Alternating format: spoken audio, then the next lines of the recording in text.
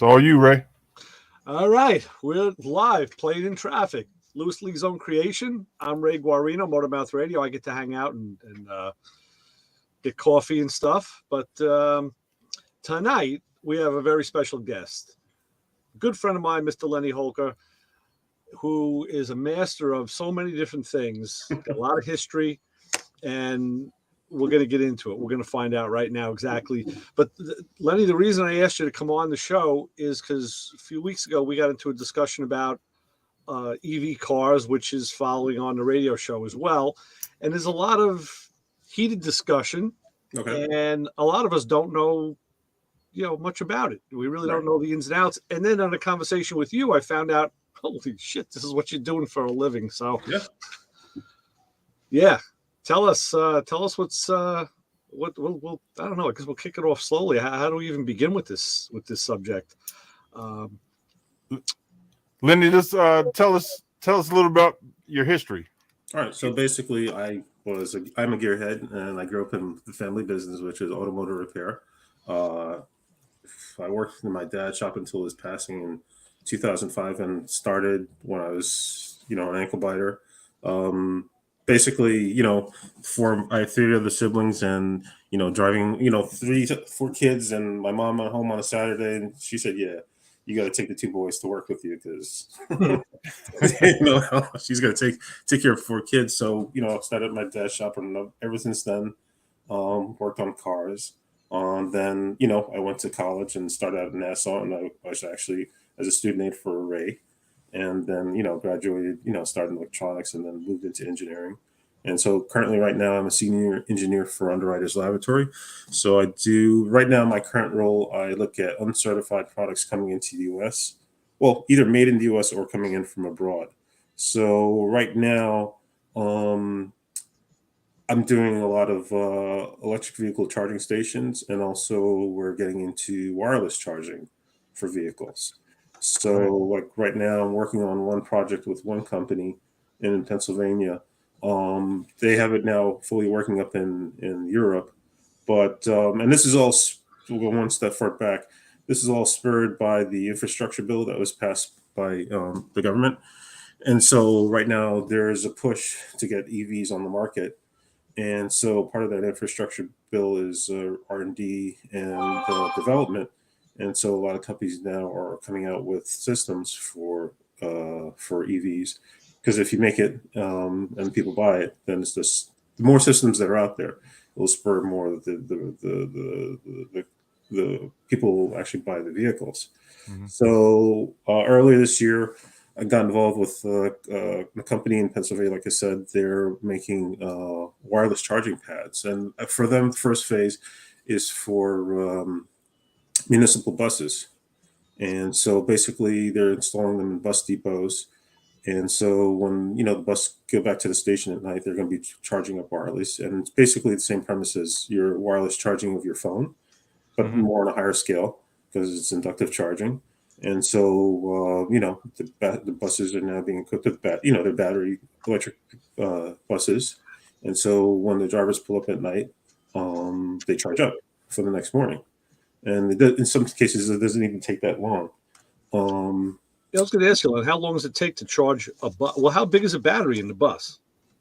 I haven't done the bus phase. I'm just right now on the charging system. Because there's different manufacturers making buses. And so on that end of it, I'm not too familiar with, but I'm just right now responsible for doing the initial evaluation on the wireless charging station, and then other coworkers actually go on to site. I mean, if I have one that's local, I'll do it. But so far, it's being done. A couple in Colorado. I think there's a couple being planned for the South.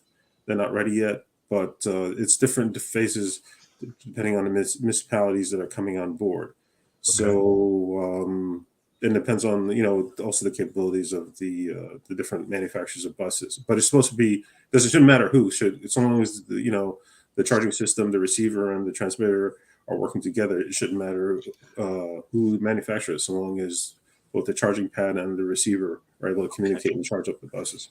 So, Louis, to give you a little backstory, Lenny had mentioned that when he went to college, he ended up in my department and ended up working for me as a student. So that's how we formed our relationship.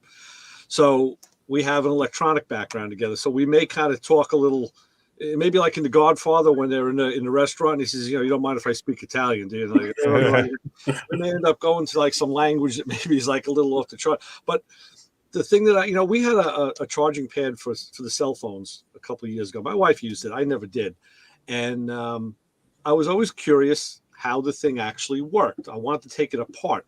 Is it an RF signal, or it is okay? Because I was curious. I never did look into it, and I always wanted to. So I would imagine it's the same thing with the buses. If it's inductive, but it's at a higher voltage. So one part of it is we don't. Well, I shouldn't say we won't, but I know for now we can't measure the emissions to make sure they're within safe levels. So that has to be taken into account, because I mean you really don't want to be in. Might blow a hole through the roof, huh? Well, yeah. Now, it's magnetic radiation, so it's one thing you don't want to be exposed to.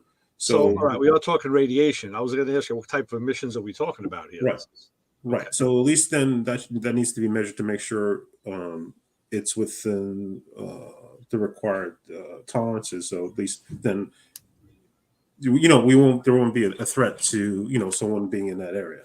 Who sets the tolerances? Who sets that spec? Well, I assume it would have to be the government, such as the FDA and oh, I trust them. Yeah. But basically, it would be the government, and also then we would work with the government on those standards. Okay. Mm-hmm. Wow. Yeah, that's interesting. That's curious. So now the wireless charging that you were telling me about on the highways, right, on the expressways, that'll be the same thing, right? That's going to be an RF signal. So it's the same company, and so basically, like I said, so right now the first phase is for municipal buses, and so they make either a charging pad that either sits on the surface of the garage, or it can also be recessed into the floor. Mm-hmm. So then, so that the bus can ride over it, and and we've done testing on it, so it doesn't crack or it doesn't get damaged, or there's no shock or fire hazard if it gets rolled over multiple times. So that I handle that.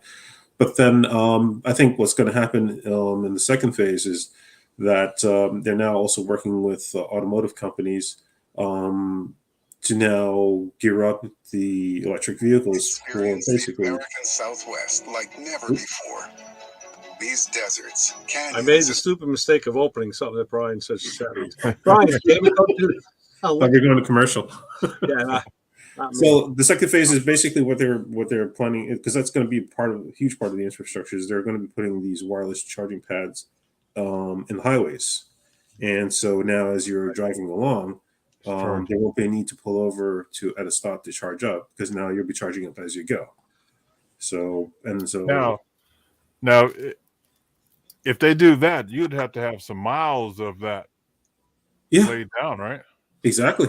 So imagine that across the U.S. Huh.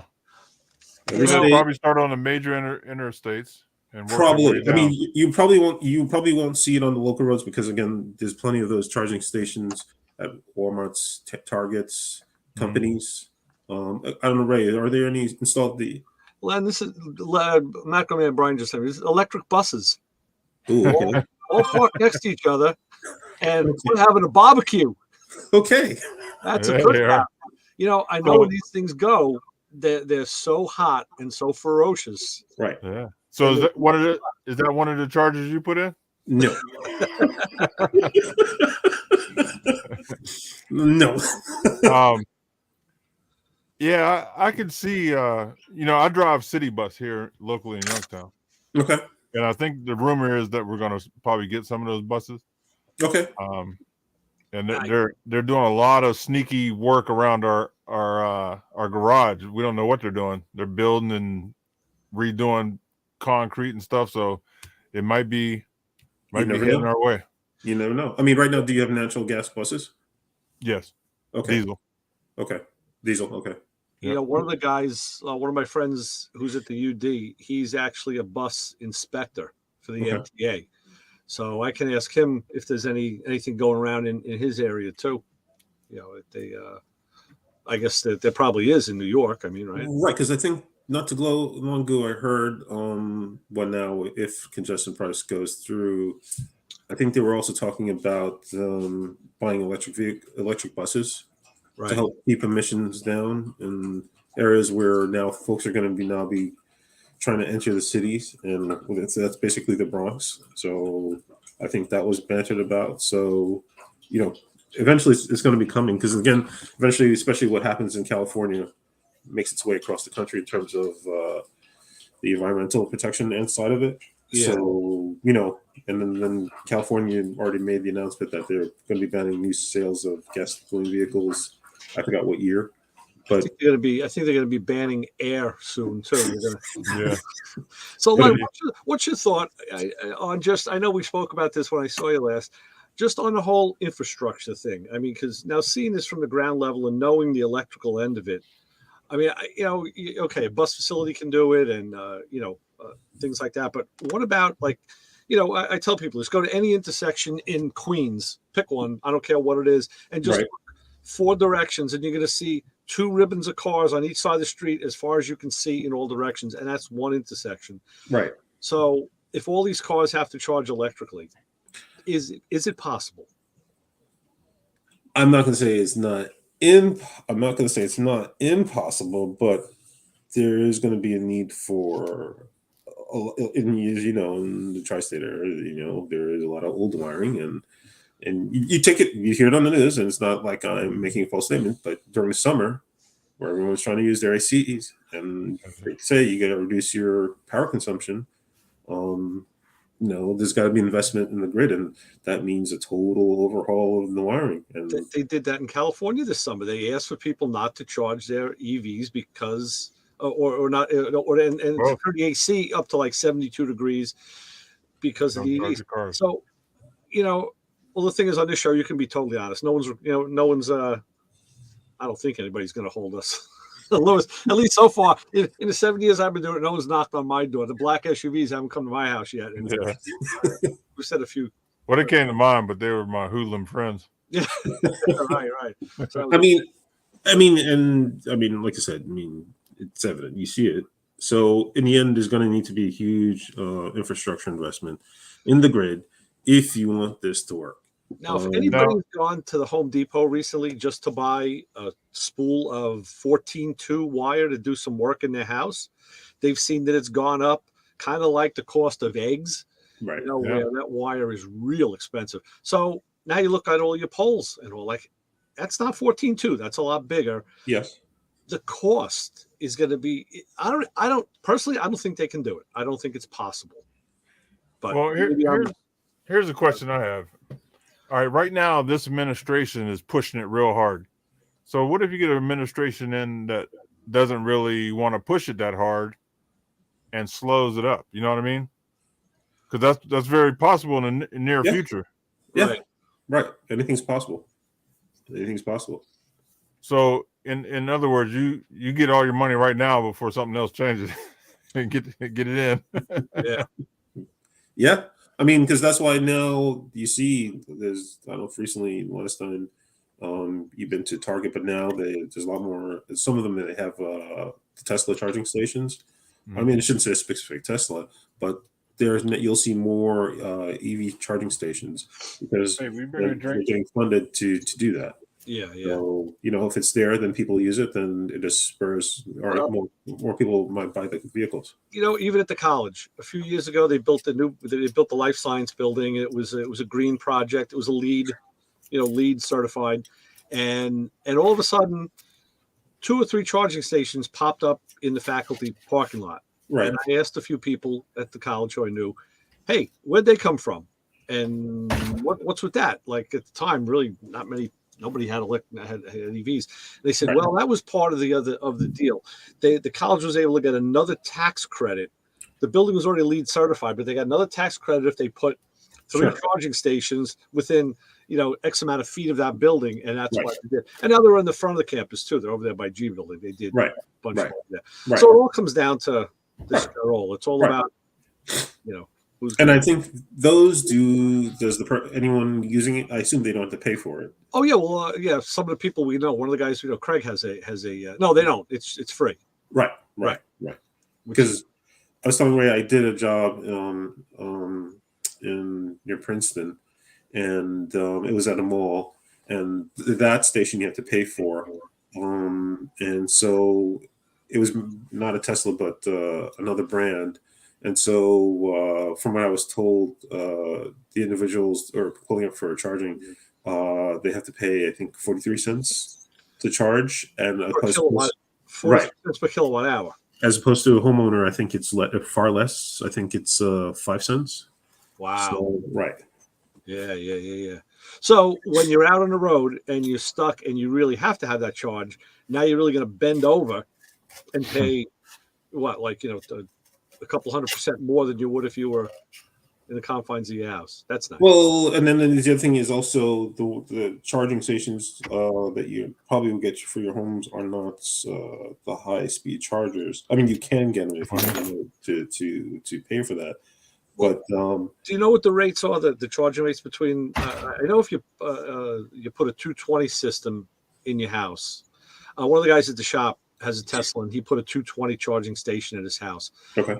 I didn't get to ask him how fast the charge rate is, but is that the faster? There's different companies have different charging systems, so it all depends on what you got to do your homework. Okay, so it's not just the voltage that dictates. Right. Okay. Because like that one I looked at in near Princeton, the premise on that one is it was initially pulling energy from the grid, but then because of the peak usage, they installed a battery system whereby it charges up when the cost when they charge for electricity is less, and then during peak charging events at the starting stations, then it works off of that, so they're not paying the higher electrical rate. Got it. I got a question. Now, back in the day, remember the little generator things you used to put on your bicycle, and you would push it over to the wheel? Yeah. And it would charge your light in your headlight. Yeah. So I have not seen anything like that for these electric vehicles or anything like that. What do you know why, or am I just haven't seen it? Well, I think in the electric vehicles, Ray, and correct me if I'm wrong, isn't the braking system regenerative? Just gonna say that's Lewis. That's how regenerative braking works. Oh, okay. It works on the other side. Yeah, it takes the friction from the wheels and actually turns the turns the motor, turns the coil. It's electromagnetic. So, but they don't use it to charge the batteries, right? They just use it for braking. No, it goes back into the electrical system. The whole system. Okay. Yeah, the braking system is the source that generates the power that feeds back to the battery. Just like that little generator on the wheel made a light glow. Now it's just taking that energy and storing it in the battery. So it's not enough to actually charge the battery where you can keep rolling. It's just enough to give a little juice. I guess I would say if you were driving around town all day, braking going, maybe you got half a chance at it. But if you're on the highway and you're driving, cross country, you're not touching your brakes. Right. So then there's going to be no regenerative braking. Right. So. Okay, that makes sense. Yeah. Now, the one thing I always wondered about the electric vehicles, I mean, I don't have one. And then, when I did that testing in Princeton, I saw the Rivian, I saw a couple of new Hyundais that were the Ion. Ioniq. Right. I saw the Audi. I forgot which model it was. So I got to see a lot of different electric vehicles. Right. But I mean, does it still have the conventional transmission, or is it something different? I've seen them in the shop when they come in for collision work. And I even took an iCar class about them early on when it was really just, when it was only the Prius. But I haven't had to work on one. I've seen them and I sniff around them a little bit, but I kind of keep my distance. So, yeah.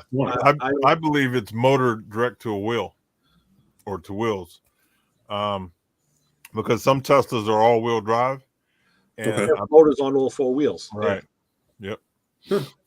Interesting. They got rid of the transmission. If you think about like having a variac, the variac to vary your voltage, that's really what you're doing. You're just varying the voltage to the motors, which is slowing or increasing the speed to the wheels. Right. So that's really how it works. That's its simplest form. Right. Okay, so I got another question. I have a school bus that I'm converting over to an RV, and I'm going to run solar panels on the roof and big Okay. battery bank. Now, is there a way that I can mount something to my drive shaft or my transmission to charge my batteries while I'm driving? Have you seen anything like that, or do I have to invent it? I mean, I know there are companies out there that make, if you wanted to convert your gasoline, gasoline once was a gasoline vehicle to electric, they do sell the components to do that. I don't think you can use. I mean, it depends on the companies that are out there, but I mean, from what I've seen, I mean, basically, you're taking out your engine and basically putting in a new, an electric motor. Well, I'm going to keep my original motor, but I want to hook anything that's moving, which would be the drive shaft. Louis, I want to hook something to that to charge my batteries while I'm driving. You know what I mean? think there is, because that's how cause it's an electromagnetic pulse, and I know that there was some early speed sensors that we used on the drive shaft that would give you miles per hour. Right. It would just transduce to miles. So it does exist. It does exist. You got to find one that will Put out enough juice. give you what you're doing is you got it. It's your recharge rate. So yeah, and it's going to be speed dependent. So the faster you're going, yeah. So if you put a torque converter on it.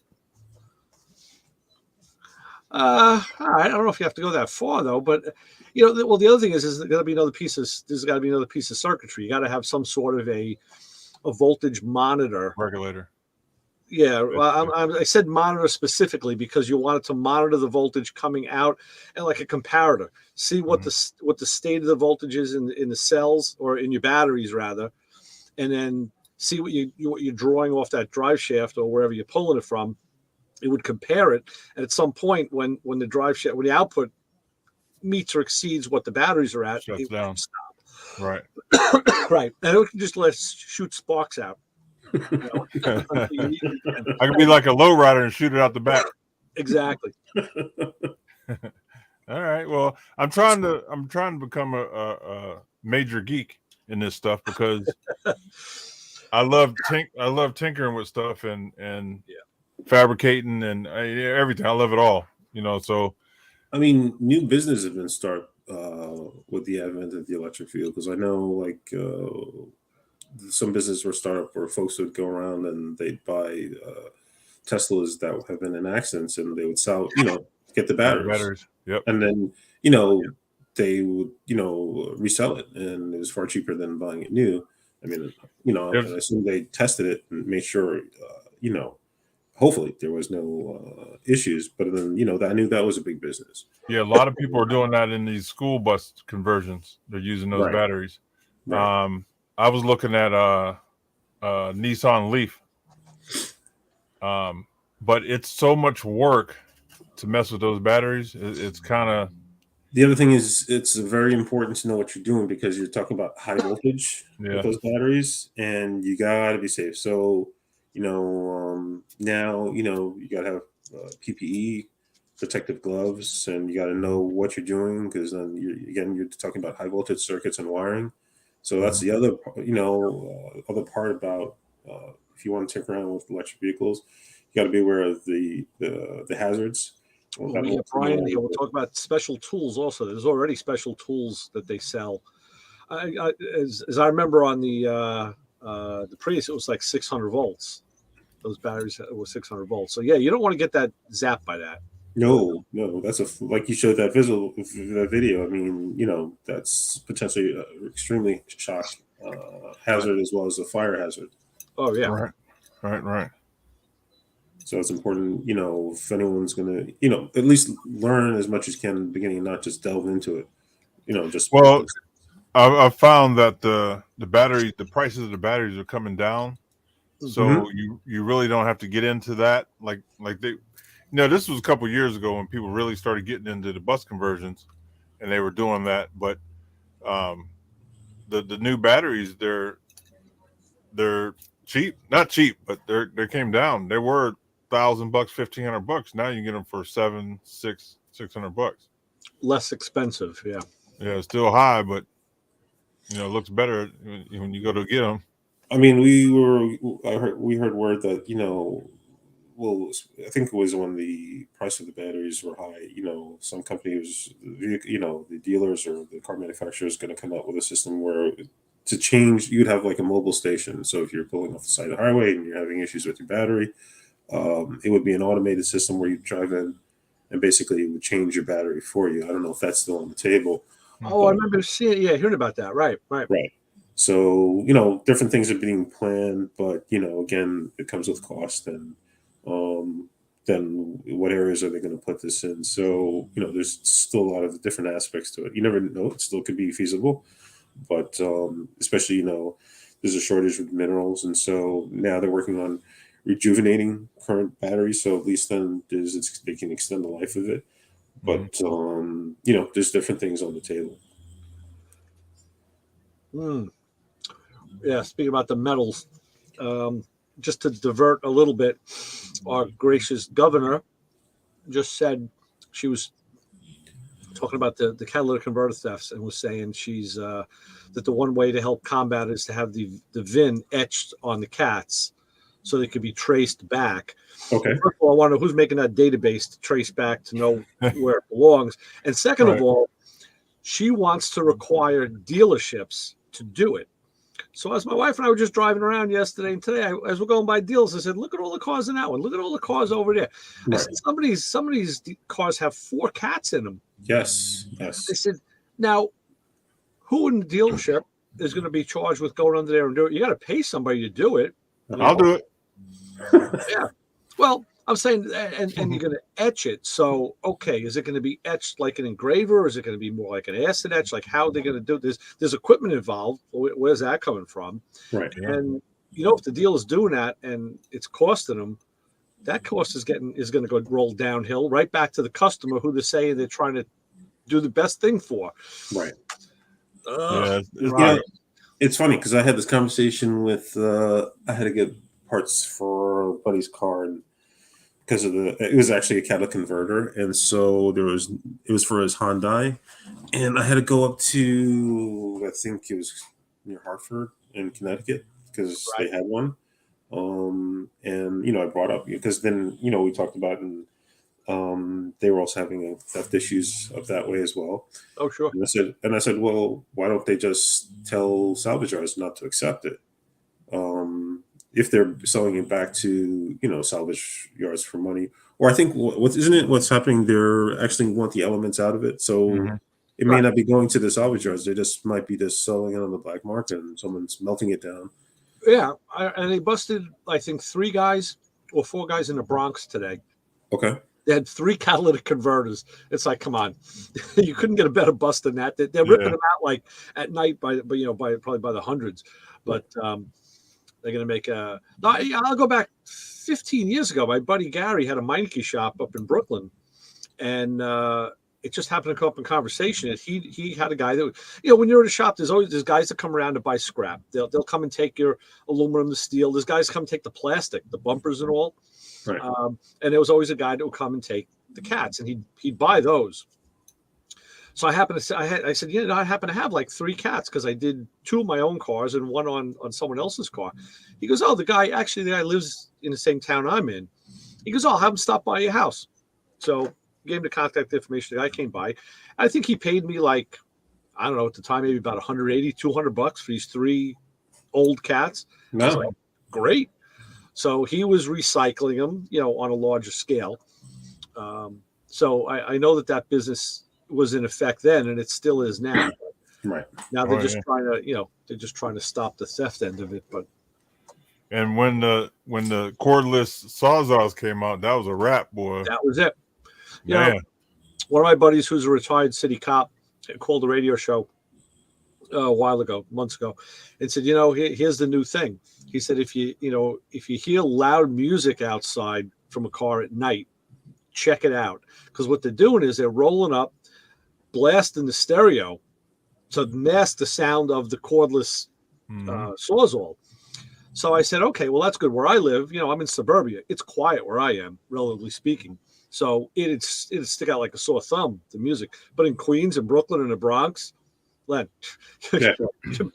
who would even look out the window? That's probably the guy delivering the food. That's the Uber guy showing up, or like the Grubhub guy. I was gonna say I'm hit because every few minutes a loud stereo goes by. So in certain areas, it's not even going to raise an eyebrow, Right. and in other parts, And if I'm out on the bike, it's me. Yeah, right. Hey, I had neighbors call the cops on me a few times, just late nights out in the garage, and all right, well, you don't think twice. Like, I take the air hammer or the grinder out, and you don't think, oh, it's 1:30 in the morning. Damn that Ray. Yeah. I thought about that the other day because I was cutting something. It was like 9:30 at night, and I was out cutting something. I was like, oh man, I need to put this away. Right. Right. Need an air hammer with a muffler. Do it during normal hours. Yeah, right. But I mean, I guess a lot of things go away with electric vehicles, like transmission oil in general, catalytic converters. A lot of the conventional issues we had with the gasoline vehicles, they're going to go away. But then it's interesting to see what the new problems that are going to occur. Like, I mean, it's like Toyota and Tesla has a history on their vehicles, and I'm kind of curious how long a motor lasts. Now, like everybody under the sun is coming out with an electric vehicle. I'm just curious to see now, one, how long some of these components are going to last, and two, what are these new issues are they going to pop up? I know this because I had someone call my show about a couple of years ago. Even they had a I think maybe it was a Leaf or maybe it was a Prius, probably a Prius, and it was time for tires. So the woman went and bought tires and got a price on tires and said, "Oh my God, it's like looking for run flats. They were super expensive." Well, she didn't know that the tires are spec'd for that car for low rolling resistance, and they're very expensive. So she just went with Pep Boys tires, and was wondering why her range was off now. She wasn't getting the same mileage that she was getting. Right. And I told her, listen, you unbalance the system. You put the wrong tires on. I got to spend all that money. I was like, yeah, that's the way they designed it to get that type of a range. And that's stuff you don't think about. Yeah, right. Exactly. Just little stuff like that. Oh yeah. So yeah. All right, it's 9:30, so we're gonna let the fellas in and let them beat you up a little bit on some questions. No, they ain't beat you up. Justin. Hey guys. Lenny, this is Justin from American Gas, a hot rod shop up in Saginaw. How's it going? Nice to meet you. There's the man, the machine, and the myth of Macho Man Brian, who's muted. We got Jim with us, Jim Stella, and Papa Squirrel from the far left coast. So these are the boys. It is the left coast. Unmute yourself, Brian. Yeah, Brian. There we go. All right. No, it's funny because we had this discussion at the Ford dealership because they, with the Mach-E and so forth. But, we were joking about because in my county, they finally are giving out permits so that you can put a charging station out in front of your house by the street, like what Ray was saying, because they don't want the extension cords laying all over the place for hazards. Right. And I told the guy, I said, you can really put an extension cord on it? I mean, you can put 110? And he goes, oh, yeah, they have the capabilities of charging with 110. It will just take 96 hours to charge your Mach-E. Right. Yeah. Right. So... I mean, the neighbor behind me has a Tesla, and it's funny because you drive by his house, it looks like he's getting gas because the cable is the size of a gas hose. I'd love to section that and see what type of wire is in there, but it's only about $800 some for that cable. Right, of course. I thought it was funny, so I said you can really just use regular 110, and he said, "Oh yeah, you can use 110." It's just like I said, they just leave that part out that it's 96 hours to charge your car. Right. Right. So hopefully you're not in a hurry. You got a long holiday weekend, you're all right. So Right. I'm looking forward to seeing the aftermarket electric swap. You know what I mean? Like where you can buy the system and swap it into any car. I know it's coming because people want to customize everything.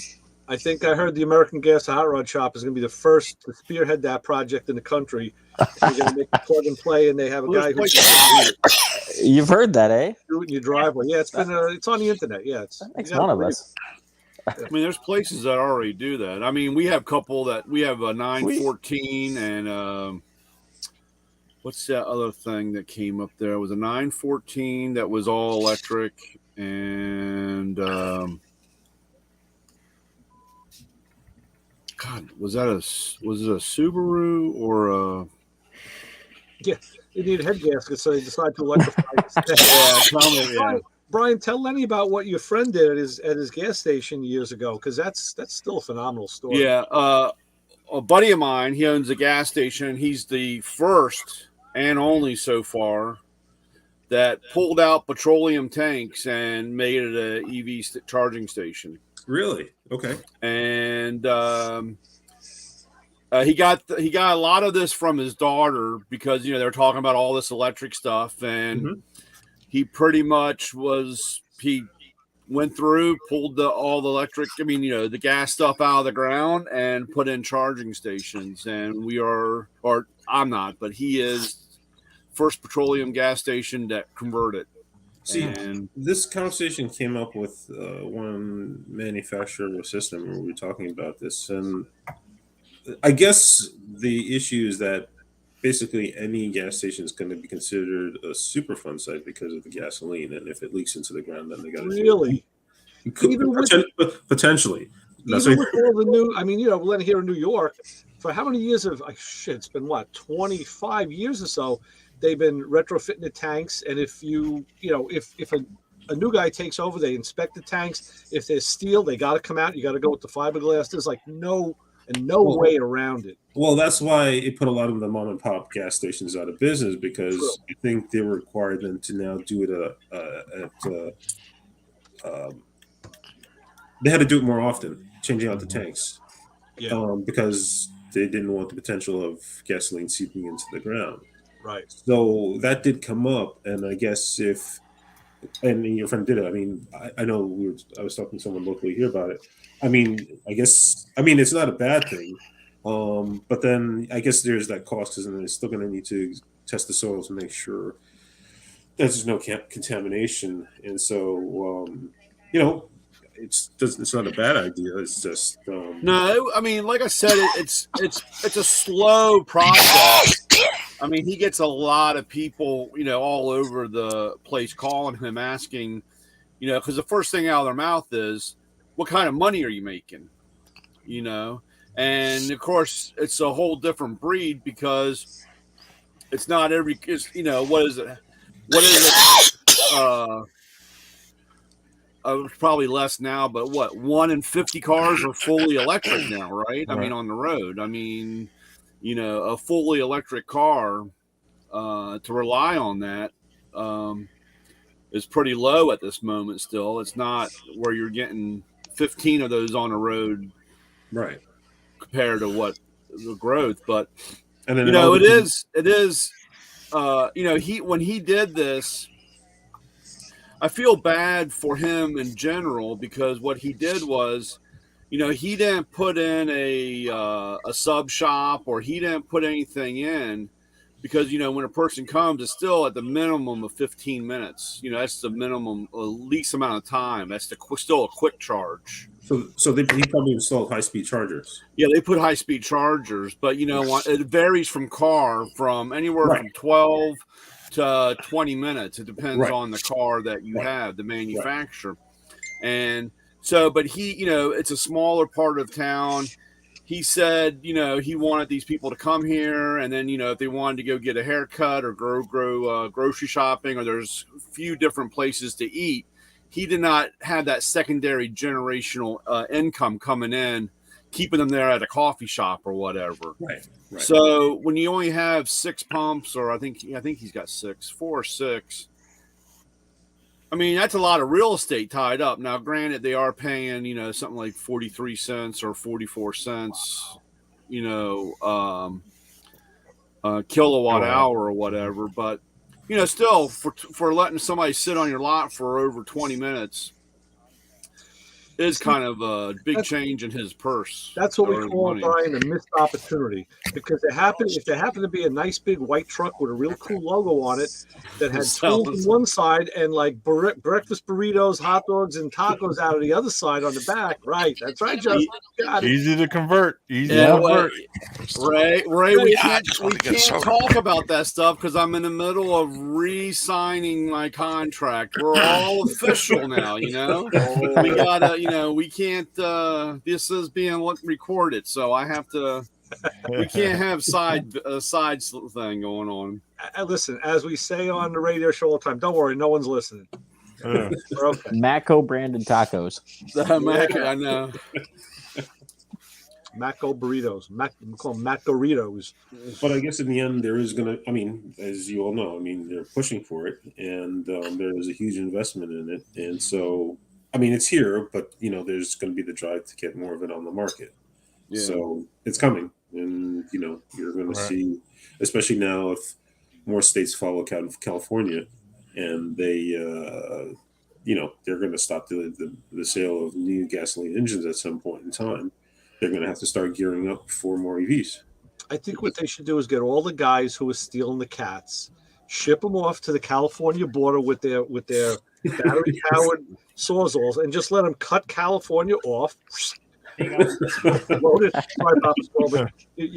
there's some good parts of California. Yeah. Papa Squirrel's in California. We don't lose him in the lake. No, we don't lose him. But I know there's some good parts. But the other parts, just like that, put those guys to work, and that's it. So, Len, the other thing, the thing I keep coming back to is this RF signal, and especially when it's outdoors on a highway, is it very directed like a laser, or how spurious is that signal that you can find that radiation? How far does it go? Do you have any idea?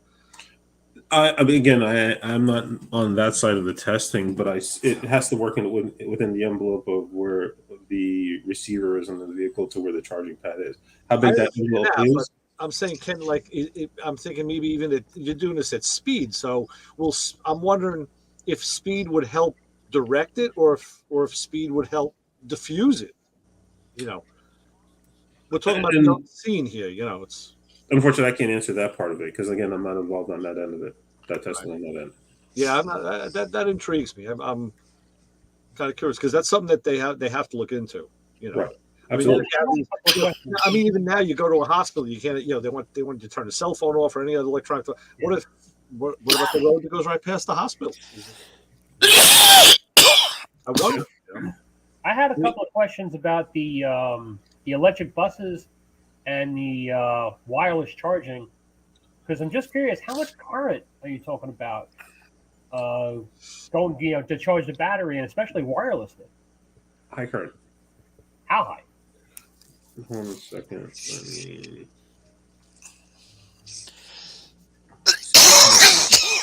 Any of that data, I can. Papa Squirrel, take some cough medicine, please. Sip of Granddad's cough syrup. You gotta change your weed dealer. You give me some bad stuff. All right. Uh-oh. I can get back to you on that one, but I know it's a high current. Well, our county. I'm sorry, Jim. Go on. Yeah, I know, because I'm just curious about the whole wireless charging of an electric vehicle. So I'm like, man, that's going to be a lot of current to do wirelessly. Right. That's my. And Jim, that's exactly where I'm going with the RF thing. There's going to be a current, and it's going to be in the air. So. Yeah. What is that going to do to other electronics? Change the color of the side of your house. I mean, your trees are going to die in that. Who knows? I already get bad internet signals. If that comes across, I'll be really hit. Well, last week was a problem, right? Yeah. I assume certain parts of the vehicle will have to be shielded to prevent interference. But then, like you said, they're going to work towards testing the system to make sure that the buses or any vehicle is going to be running right. There should be no issues. So I mean, that's something that's going to have to be in development as it comes out. Yeah. Well, when Lenny talks about wireless bus, I think of a pad like your phone. So you got this pad, you got this bus that comes along and parks on top of it and is being charged. Yeah. That's it. Well, then I get to see the guy walking the dog and they walk across it and they vaporize. You know what I'm saying? Because Well, that's the thing. You see, Brian, that's the thing. It's a transmitter and receiver. So if one half the system is missing, nothing happens. well, if the guy's got gold teeth, got a gold rail, or he's got some kind of the size of boat do its business right there. Yeah, he's got one hell of a loop in his ear or something. Or if there's a short circuit somewhere in the equipment, right? What's the parameter there? Yeah. Our great county, they bought 250 school buses that were our battery battery buses, and of course that was towards the end of last year, and we have no way of charging them because none of the bus depot has is charging. So they bought these buses and they're sitting on the lot. Electric vehicles? Buses? Electric buses. They don't have the plug-in charging. They had no way of charging. Why does that sound like the Air Force? So they're in the middle of adding this, and unfortunately, they said one place that I go to two of the school bus lots. One place doesn't have enough power to do that. The other place, they said, it had enough power, so they started digging up, putting the transformers, the chargers in, and then they realized they had to add another transformer to the system there so they could do that. And you know how you were talking about the wire array, the cable? Yeah. Well, they were laying all that out, and I guess, the end of the day, they left and somebody stole the cable. Somebody cashed that in and made some good money. It was the politicians. Yeah. So, but again, as a taxpayer, I'm not really thrilled about the money that they've spent that they can't use. It's no difference than just like our police department also bought over 200 Mach-E's, and they can't use them because by the time they loaded them up with all the police equipment, the cars couldn't run. They didn't have any distance. They didn't have the thing. That's great. Now, don't get me wrong. I know I'll probably get a little bit of crap from you guys. I'm not against it completely, but man, we really need to get the infrastructure first. Before they force us all into this. It's like the municipalities, school districts, government. They all made the money. I lump them all into the same category because many of us have worked in those entities. The right hand doesn't know what the left hand's doing, and like you said, they had the money, so let's buy those EVs. So this way, we'll get them. We'll get a good deal. We'll get a good contract. Great. Well, no one thought about how are we going to charge them? So again, no parity in the departments, and everybody's got autonomy. Can you tell I came out of 35 years out of a school system? It's like, right. I know this stuff very well. Nobody cross checks, and unfortunately, that's what happens. I got one question. It was just to respond to Brian's. He was talking about the buses they bought. Usually, like with the installers that install these systems, it kind of sounds like in the couple of cases you brought, they kind of did it backwards. Because usually they assess the capability of the site, so then they can assess their power requirements. Then they design the system to meet the needs of the load that the charger is going to be seeing. Why didn't they do that first before, as opposed to buying the buses and work backwards that way? Because then that kind of doesn't make any sense. Usually, you see the capabilities. I agree with you. That's why, like I said, I don't have, like I said, if, I don't understand why it wasn't done that way. And of course, unfortunately, these are the idiots that somehow always get elected in still. Why, somebody padded their pocket. I hate to sound that way, but somebody obviously padded their pocket. because they got money on the deal, or they got some kind of tax break on it. And Brian, I think, as far as I know, I think Gerald Ford is the last guy that we had in office who had any kind of engineering or real true scientific background. So correct me if I'm wrong, but Len, you're approaching from an engineering perspective, which is exactly the way you do it. You start from the ground up, and then you solve the problem first, and then you go up. That's not how the municipalities and governments work. It's hard to get a cutback if you do things right. That's right. Exactly. Like I said, I agree that, or I feel that we all need to learn more about it. I mean, and we need to understand. But when you have, I don't know the right way of really saying this, but when you have this so-called organized chaos, incompetence is a good way to put it. People are, you hear, it's just like they want, like I said, you got one guy saying, "Are you going to get a tax break if you buy an electric car?" And everybody goes out and runs out and buys an electric car, but they don't do their homework to find out it's only specific ones. Mm-hmm. That you get so then they've got this thing that they're not getting a kickback on, or they're not getting their tax break on, or whatever. I really wish we could just, I don't want to say take it slower, but at least get the ground level. Yeah.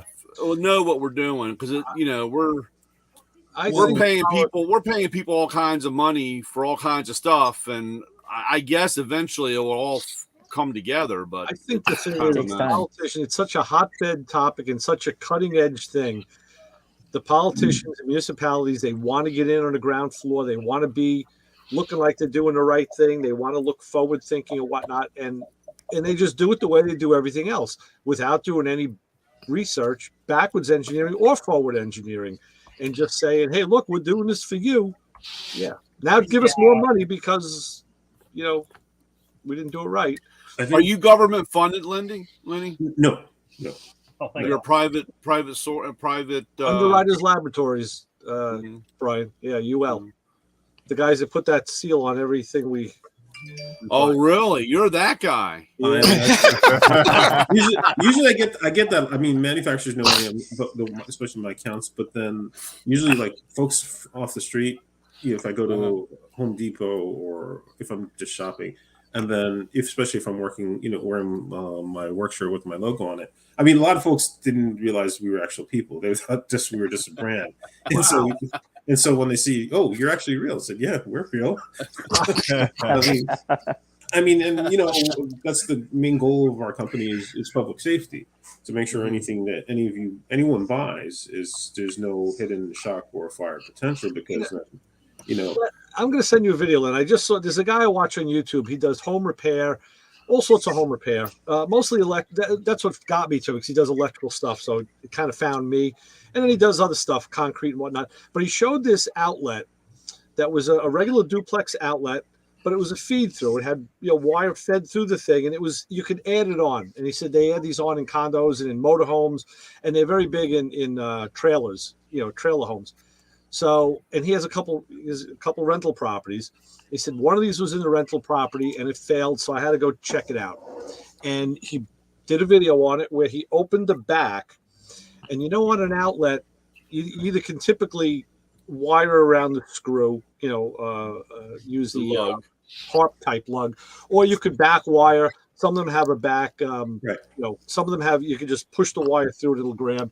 And the other one is you loosen the lug, push the wire in, and it'll clamp against it. But this had a fourth thing. And what it was is the wires, the positive, neutral, and ground, just laid across these brass terminals. And when you push the back on it, it would pierce them. It was wire piercing, which is essentially what it is when you back wire. Okay. Same thing. And I know this because when I worked at Leviton, one of the jobs I had to do was the forensic. There was a fire, and I had to do the forensic on the outlet. And I thought, knowing from what I knew already from electricity and wiring, I'm like, this is the worst thing in the world. This can't work. We did testing in our test lab. Those damn things pulled all the current. that they were rated to pull on just that Pierce, Mm-hmm. which blew me away. And if I didn't see it with my own eyes, I wouldn't have believed it. But that's what this outlet was, and he showed how little contact there actually was.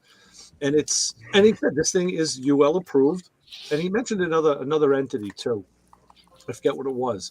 And he said, I don't think this thing should have ever gotten approved. They must have got paid off or something and I'm like, no, they don't get paid off to put this stuff through. But it's interesting to see the how people view UL. I mean, and so a lot of there are a lot of standards out there to accommodate a lot of products that are on the market, and there is rigorous testing. I mean, like I used to do GFCIs, I used to do switches, I used to do receptacles, and there was a lot of there were days where I was doing witnessing endurance testing. So I know I can only speak to what I've done and what I've seen. And when there's problems, we catch them, and then we have it just addressed by the manufacturers. So we do test it thoroughly, because then that's why a lot of unfortunately, what the manufacturers pay to have products tested, unfortunately, there's a lot of money invested, and so unfortunately, that's why certain things cost when you go to the home stores to buy them, because they have to try to offset the cost of testing, because then it's continuously being tested, because especially when they're developing a product, they're always submitting it. So it's testing. There's a lot of testing that occurs. I knew that firsthand because when I worked at Leviton, we had our own test lab downstairs, right? And it was huge. And you talking about Little Neck, right? Yeah, when I was in Little Neck, right? Right. So I used to go down and I used to do some of the. I did all the microscopy up on the third floor. But I would bring we had to use infrared camera. It was the only one. It was like this thing was locked up. It was like but I got to operate that. So I would bring that down and I'd use the IR camera when they were doing the long-term electrical testing. And guys, what they had was like inductive loads. We had light bulbs the size of basketballs that as an inductive load. And then you'd have a bank of switches would just be going on and off with a mechanical actuator, on and off, on and off. And it was life cycle testing. So it would go until the thing failed, which could be months. So when they ran a project, this thing would run. And the lights were going on and off with it and everything. But the UL guy used to come to our facility and look at the products, and he would, instead of sending it to them, he came to us because I guess we were a big enough manufacturer. So, and I know I was in a couple of meetings with those guys years ago. That was no joke. I mean, I had a good respect for them right from the bat. So let me ask you, when you first started, didn't you do some of the destructive testing?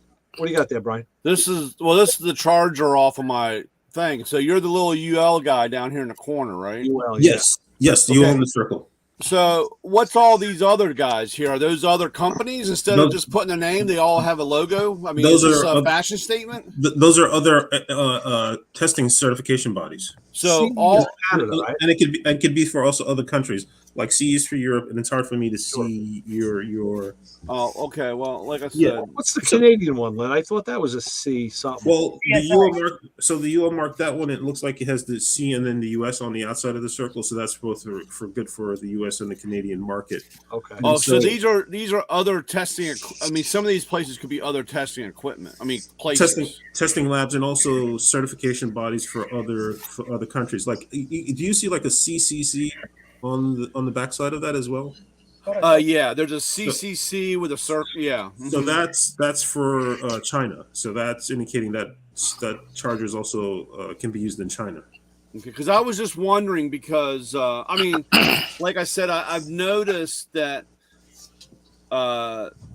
these symbols have become more and more like on a lot of our tools that have a rechargeable battery. Of course, yes. I noticed that there's literally, and I was just curious why it just didn't have a name. Why we had to have all these? I didn't know what the symbols. Basically, it's to whoever made that charger wants certifications for as many countries as they can. So that's why they have it, so they can sell it in any country that has a mark on that charger. Now you got me looking at all kind of stuff. Oh yeah. The thing I wanted to ask you is I seem to remember when you first started, were you involved with destructive testing at UL? Oh, so no. So when I first started with you, I was doing the field factory work. So really, the destructive end really is handled at the testing labs, because then companies are coming to us with their products. And so, like at Melville's, one of our office, Right. that's where the destructive testing was, because they want to at least know what it's going to take for the unit to fail. So, Dropping bowling balls off of roofs.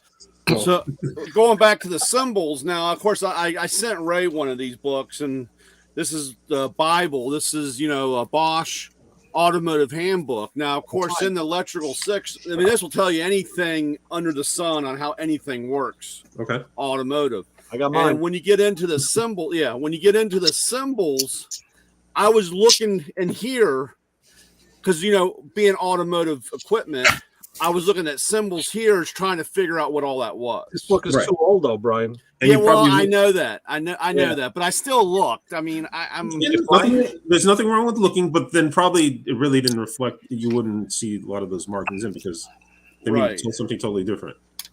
So, I mean, like I said, I think Ferdinand Porsche the First was one of the authors of this book. Yeah, but this is a Bible. This thing is phenomenal. It's a hell of a book. It is. Is that which one do you have, Ray? Do you have 4 or? This is the 3rd edition. Third, yeah, okay. I got the good one for yourself. No, well, I got 2 and 4, so. Okay. Oh, good. So we can collaborate. We have 2. Now we have all of them. Yeah. The one question though that's been burning for me. I know we're involved in a lot of the automotive industry. There's a lot of components that are certified to us, but I'm just kind of curious if the electric motors are also certified, if they have a NERDL marking. You would think, right? Yeah. So, Len, these guys don't know the other side of you. I mean, Lenny is a gearhead. I mean, this guy's taking and rebuilding cars that I wouldn't go near. Trying to scrap, late model BMWs. Let's face it, who can work on that stuff? And I still have it. And you know what? I got to tell you, I bought a salvage 2004 BMW M3, and the thing is giving me less trouble than my 2010 Volkswagen Tiguan. Oh yeah, well that Tiguan, is that all-wheel drive? Yes, I have. It's Wolfsburg edition. Yeah, good luck, buddy. So, so far it's still running, and I keep it up. But I just have to say, my BMW is giving me less trouble. You got any front diff problems yet? You got any noise or vibration? No. The only thing I got to change the steering rack because it's starting to make a clicking noise. So that's so far the only thing I've done. The only thing more interesting than the cars Lenny gets involved with is the way the card games at his father's shop, probably back in the 70s, like 2 a.m. Oh, on a Saturday after we're done with work, there's basically the garage would close up and the grill would come out. His friend would come over. They would start to drink, and we're there until, like you said, 2, 3 in the morning. Yep. I said, "Yeah, I got to go home." You're either making the week's nut or you're losing the week's nut on a Saturday night. Well, that's when he would give it to me and say, "Yeah, you take this." So at least hold this so your mom at least has. That's not losing my shirt. Yeah, so I could show her something when we get home. Right. It was a bad week. Really, it was terrible. I got beat up. A lot of comeback. Oh, my mom didn't want to hear that. No. The shop was in Brooklyn, right, Len? Yeah, on Atlantic, at the corner of Kingston and Atlantic. Great neighborhood. Yeah. I mean, it's changed. I mean, I know. I don't know. It was the last time you've been in the area, but a lot of what was considered the bad areas once upon a time, the bad, because of the cost of living, the bad amount has moved out, and now it's actually you can walk the streets at night. Yeah, gentrified. Yeah, right.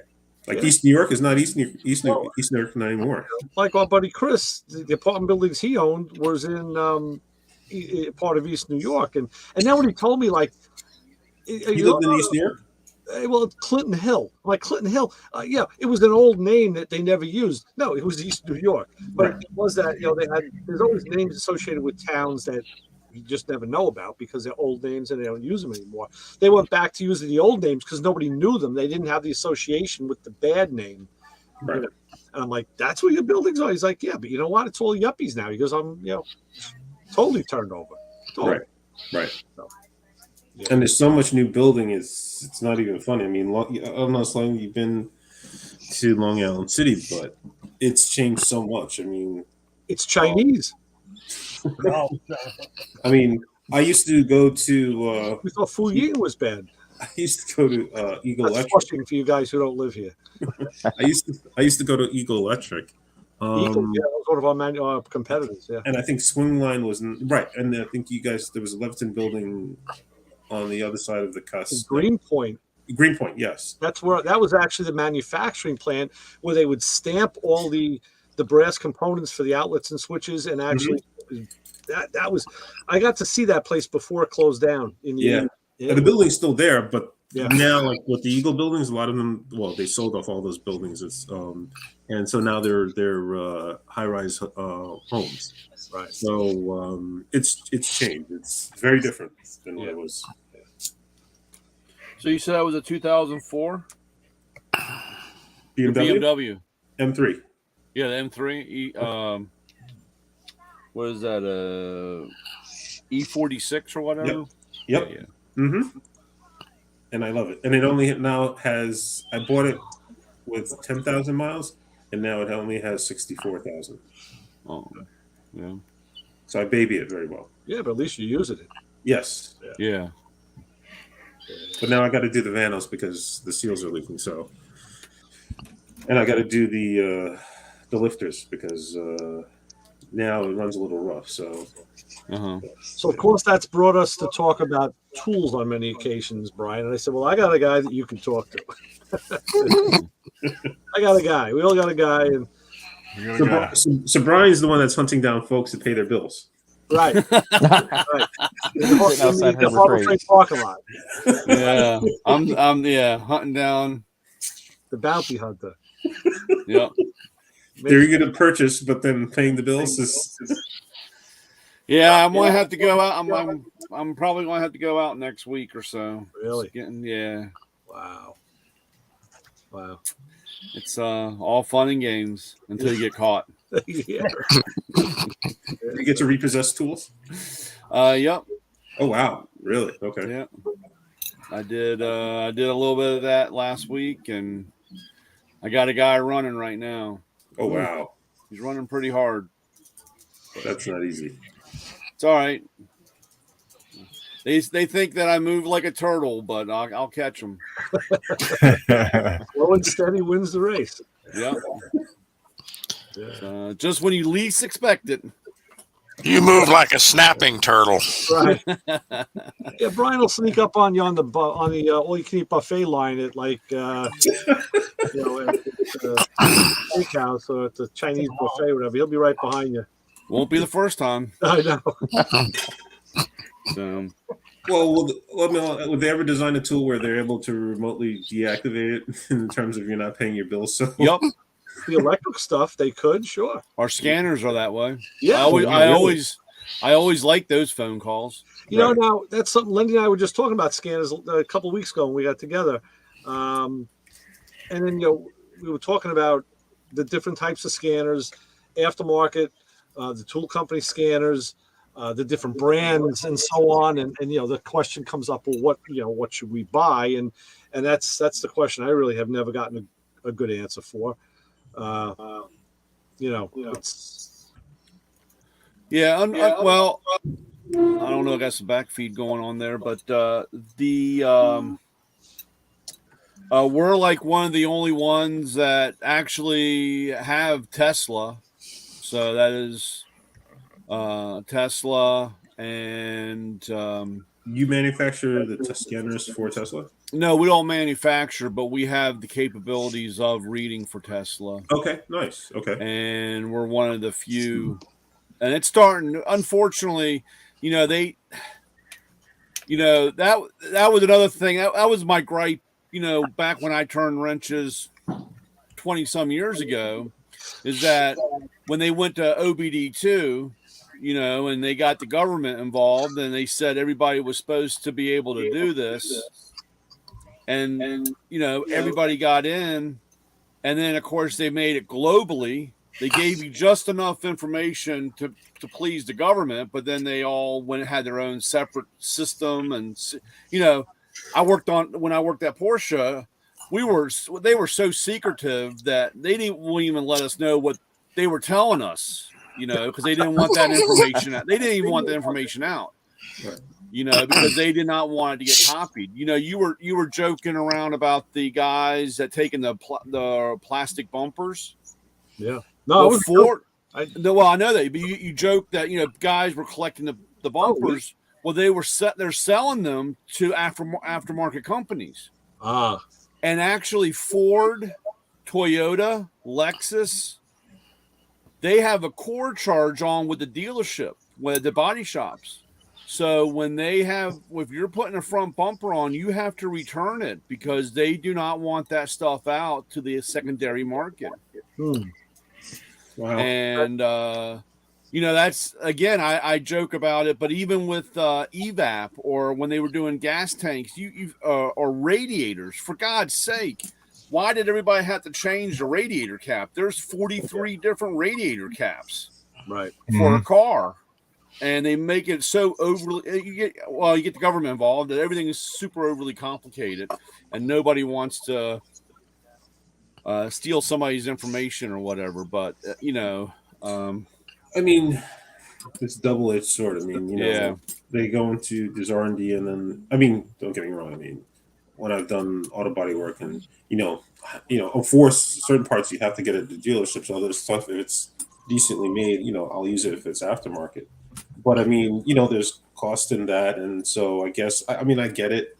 Like any other manufacturers I go to, and, they want to keep as much of their product confidential because that's their bread and butter. And the Germans are the worst, dude. They're bad. Like I said, man, they don't want to share any of that information. And what the government motto: if it ain't broke, fix it till it is. Well, yeah, and that's what I heard. Like now, this period where the supply chain issues and the cost of new vehicles have gone up. AutoZone, Advance, a lot of these parts sellers are doing very well because people are investing in keeping their current vehicles up and running, so they don't have to go out and buy a new vehicle right now. So the cost of new vehicles. Oh yeah, my shops that I go into, especially in the last month, basically look like they've pulled these things out of the swamp. Dude, there's cars in there that shouldn't be running. I shouldn't even be on the road because they're so bad. But again, in Maryland, you only have one inspection. There's only one safe. When you buy the car, it's inspected, and if it stays in, you don't have to have it rechecked. So, so half the stuff is pretty. I was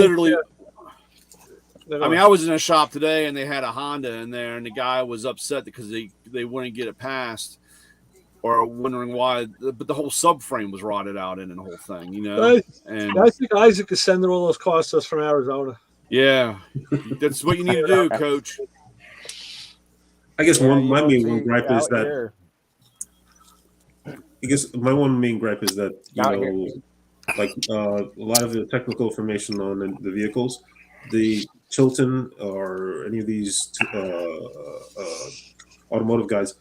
They don't have that information because now the car manufacturers are restricting that information, so it's affecting DIYers. And so now you got to do an internet search, and folks that if they put up threads on, at least you can find that information out on the web. But now it's harder to get a manual. Yeah, well, we do.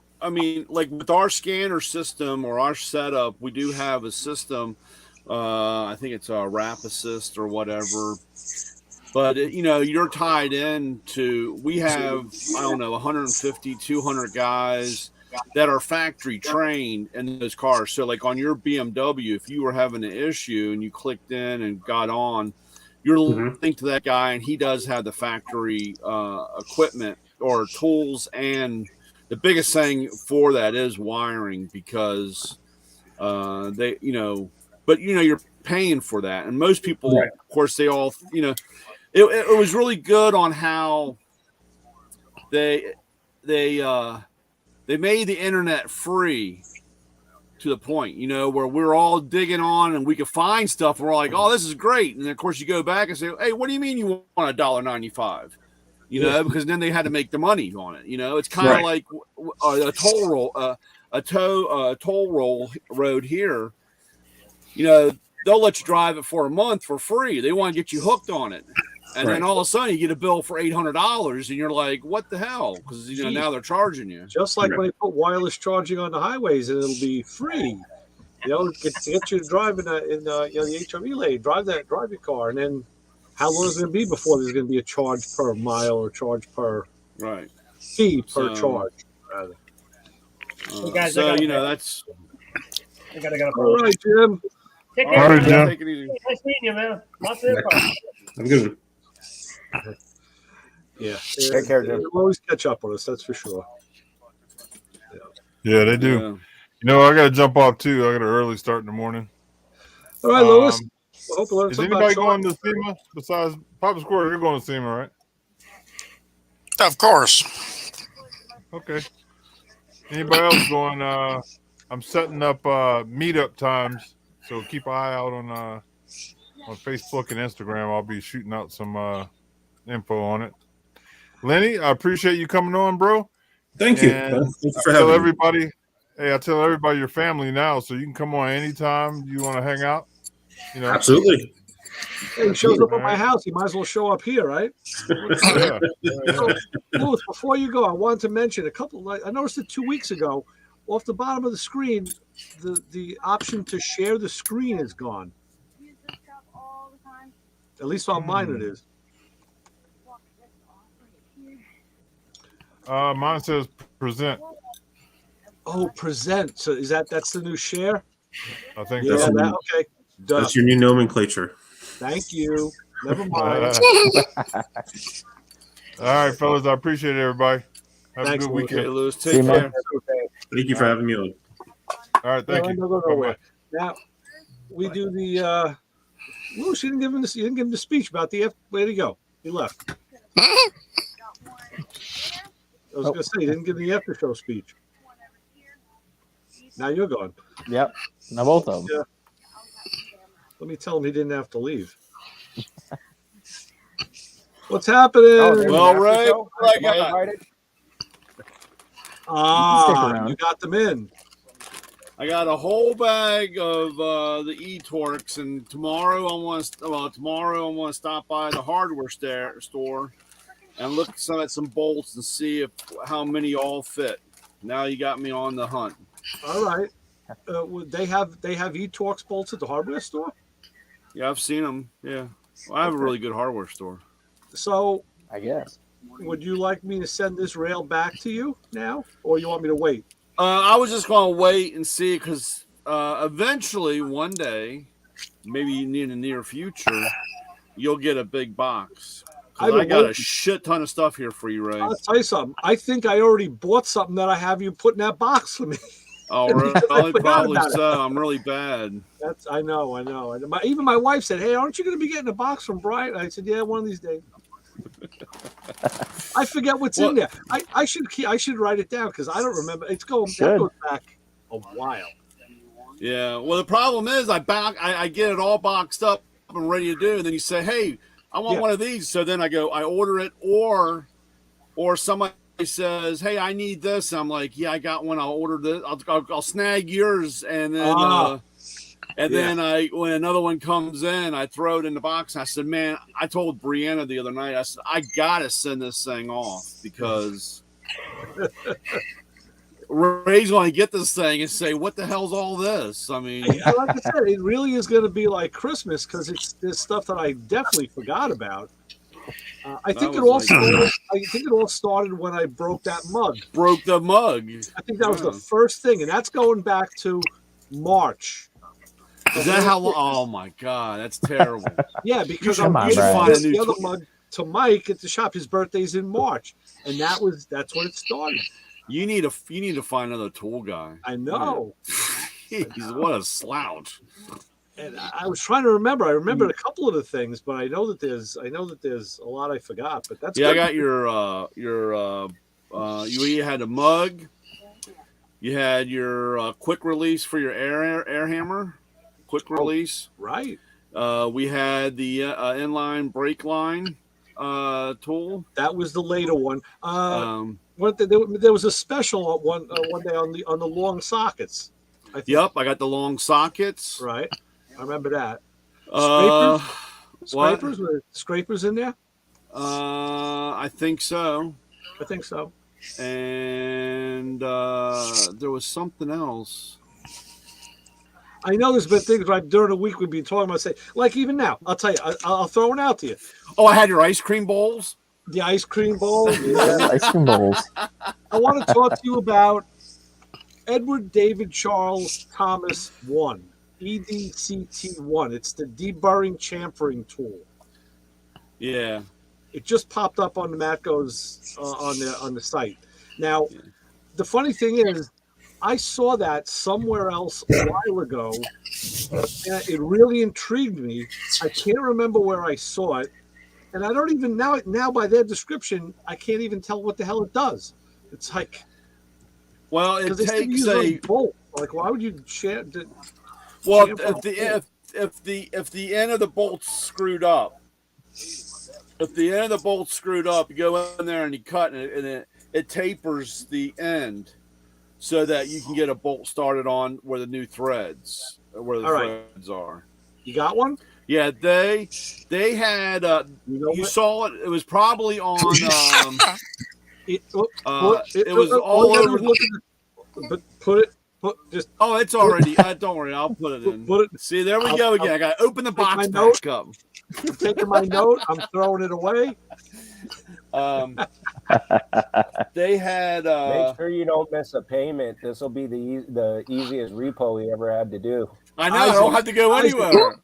Isaac, it's easier than that.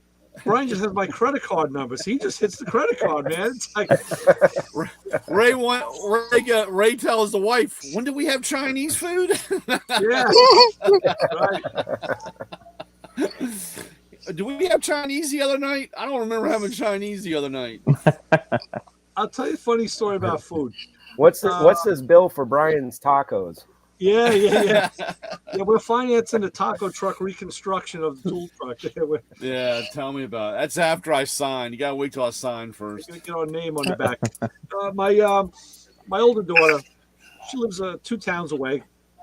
I'm picking her up from work in the afternoon sometimes. I've been passing this stupid little pizzeria called Super Pizza. It's the stupidest name in the world. But I said, when I went past it the other day, I could see in it, I saw wood paneling. I said, oh, it's old. It's old. They haven't upgraded the place. That means it's probably good. So today my wife and I went there and had pizza. And this is one of my, Len's in. Okay, let me get him back. I was on full screen. There we go. Sorry, Len, I was on full screen. I didn't see you hitting this. No worse. Louis usually gives the guest the speech about how he's got to go to get to sleep, but I stay and do the after show, which started out being a music show, then a food show, and now it's just another show. So free for all. Yeah. So we go into the pizzeria, and there's guy making pizzas, old school pizzeria, and I gave it my test. I said, listen. I looked and I saw he had the slice that I wanted. And I said, let me have a ricotta slice and a regular slice. He goes, ricotta.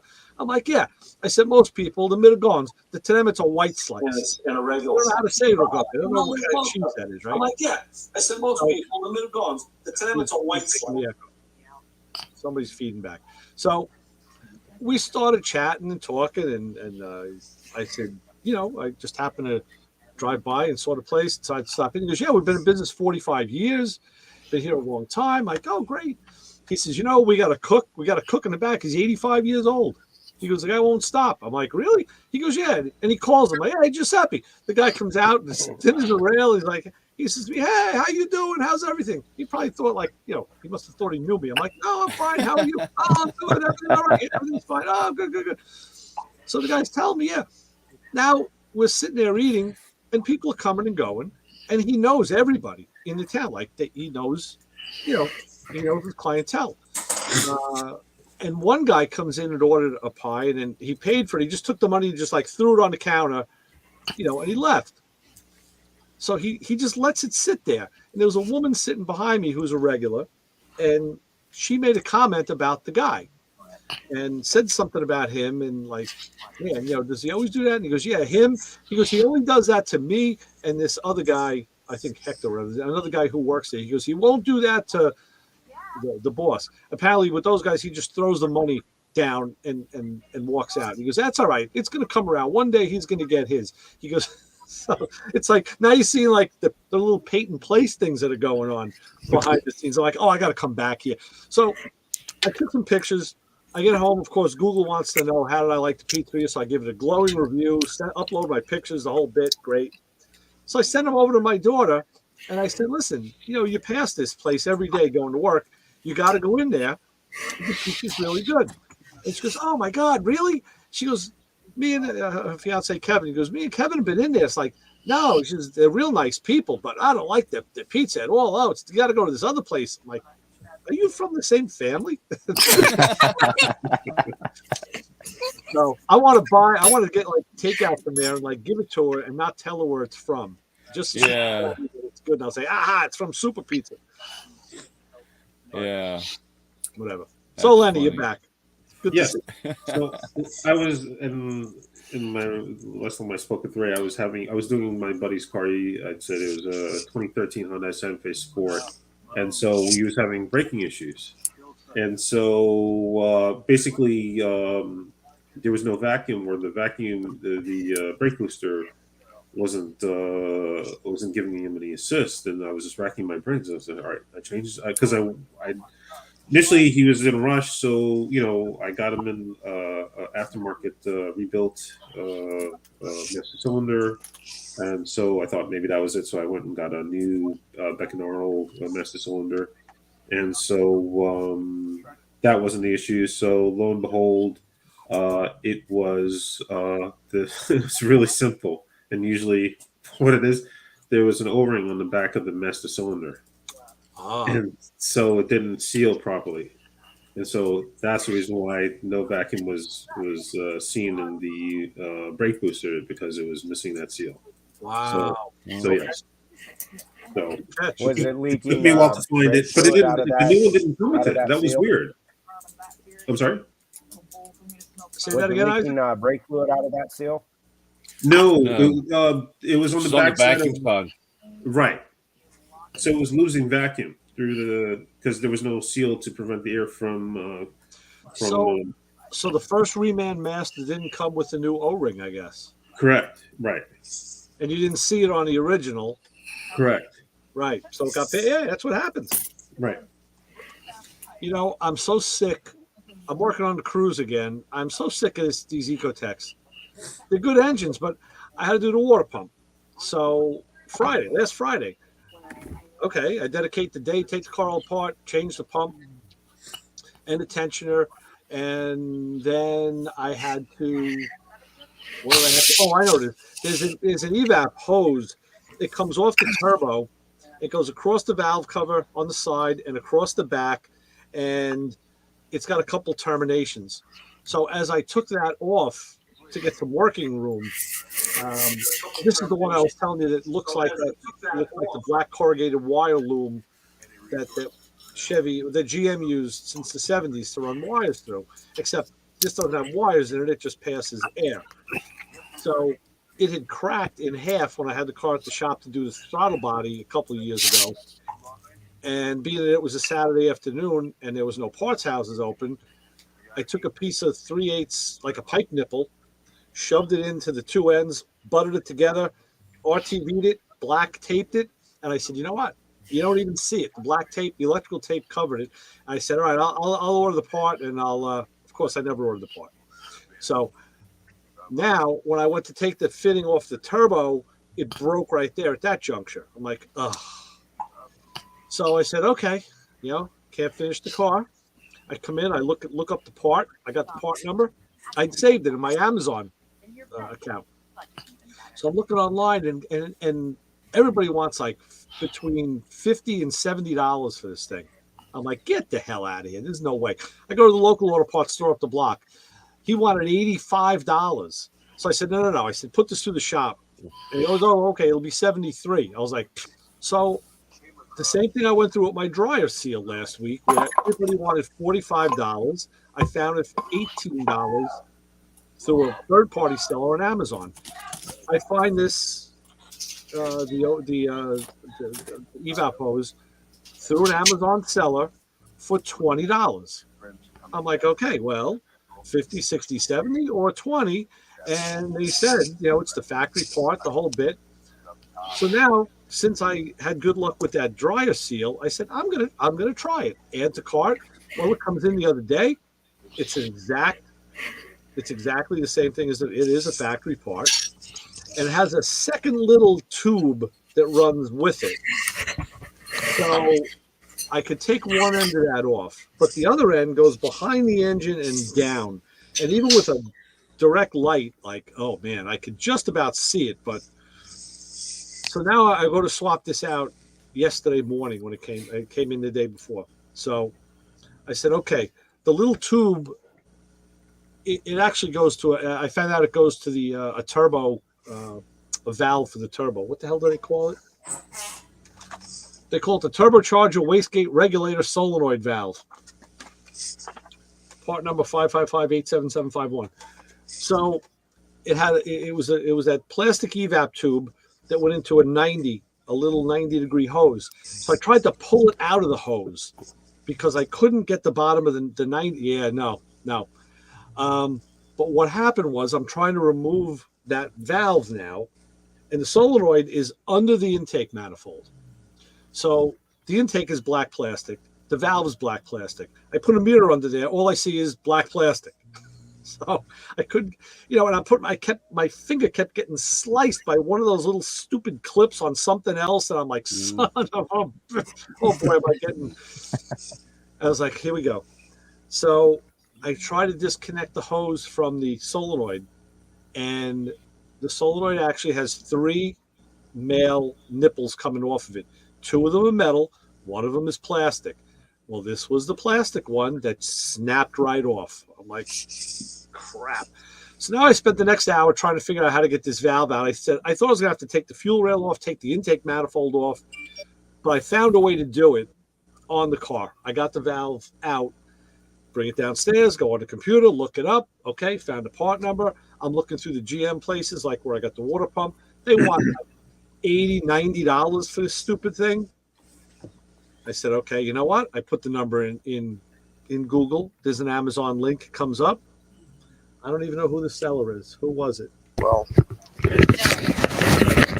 ended up paying $67 for it, but it was better than $90.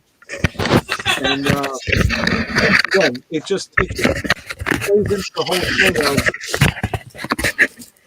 in these days where parts are concerned, you got to look around because the prices are all over the place. Oh, yeah. Yeah. So now my wife's car still isn't fixed, and she's still like, twiddling her thumbs like, okay, when's that going to come in? Well, it's going to come in next week. I said, maybe my tool order will come in by then. Yeah. Well, it's funny that you talk about Amazon third parties because I had a guy, he's been waiting for me to come across a used roll cart, he doesn't want to buy new. And I told him, actually, it was kind of funny because I had a new kid come out to the truck, and he told me that he wanted to place an order for a used toolbox. Oh, that's interesting. Yeah, I was like, sorry, dude. There's not a used toolbox factory. You know what I'm saying? They don't make used toolboxes. So. Not how it works. And he goes, well, how do you get a used toolbox? And I said, well, I get a used toolbox when somebody buys a new one. Then they trade it in. Then I have a used toolbox. But there's not a place that makes used toolboxes. Right. Oh, that's interesting. Okay. So the guy with the roll cart was kind of funny because I told him, I said, yeah, I got one. I'm working a deal with a guy. I got one coming, blah, blah, blah. So I got it yesterday or the day before. Stopped by there today, unloaded it, rolled it in, and everybody in the shop just kind of looked. And I was like, damn it, I was late. Somebody got, he somebody he already got one, you know. Really? So I was like, I said, hey, you know, very little English back and forth, and I was like, hey, you still need the roll cart? And he's like, he kind of chuckled, and he goes, I bought one off of Amazon. Oh. And I was like, oh, yeah. And I said, oh, okay. And I started to roll it back out, you know. And he goes, no, I'll take it. He goes, I bought this roll cart, and it was about yay big. Oh, that's great. You know, because the picture, he showed me the picture. It was like, they like took a picture of it laying on the ground at an angle, so it looked like this big box, you know. And I don't know how much it was. It wasn't that much, but you know, everything on Amazon's cheap, so you know, he just figured, you know. And of course, this thing showed up, and I guess it was like a little tackle box type thing, you know, with wheels on it, and everybody in the shop was giving him a hard time. Yeah, and it's like, you know, who's seen Spinal Tap? Who hasn't seen Spinal Tap? Yeah. You know, when they made Stonehenge. Right. And Lenny, this is like what we were talking about before. The guys in the band want to have a replica of Stonehenge on stage because they're all British, and you know, they're going to do this song with the Druids and all. So the guitar player tells his manager, you know, he's explaining it, and his girlfriend is drawing it out because she's the artist, and you know, he said it had to be 22 feet. Oh, so, wow. I guess she wrote it, but they wrote 22. You know, they wrote inches, not feet. So give it to me. Sends it out. Nobody sees it before. They're live on stage. The thing's going to drop down, and there's going to be Stonehenge, and this thing drops down to be 22 inches tall, and it's 22 feet.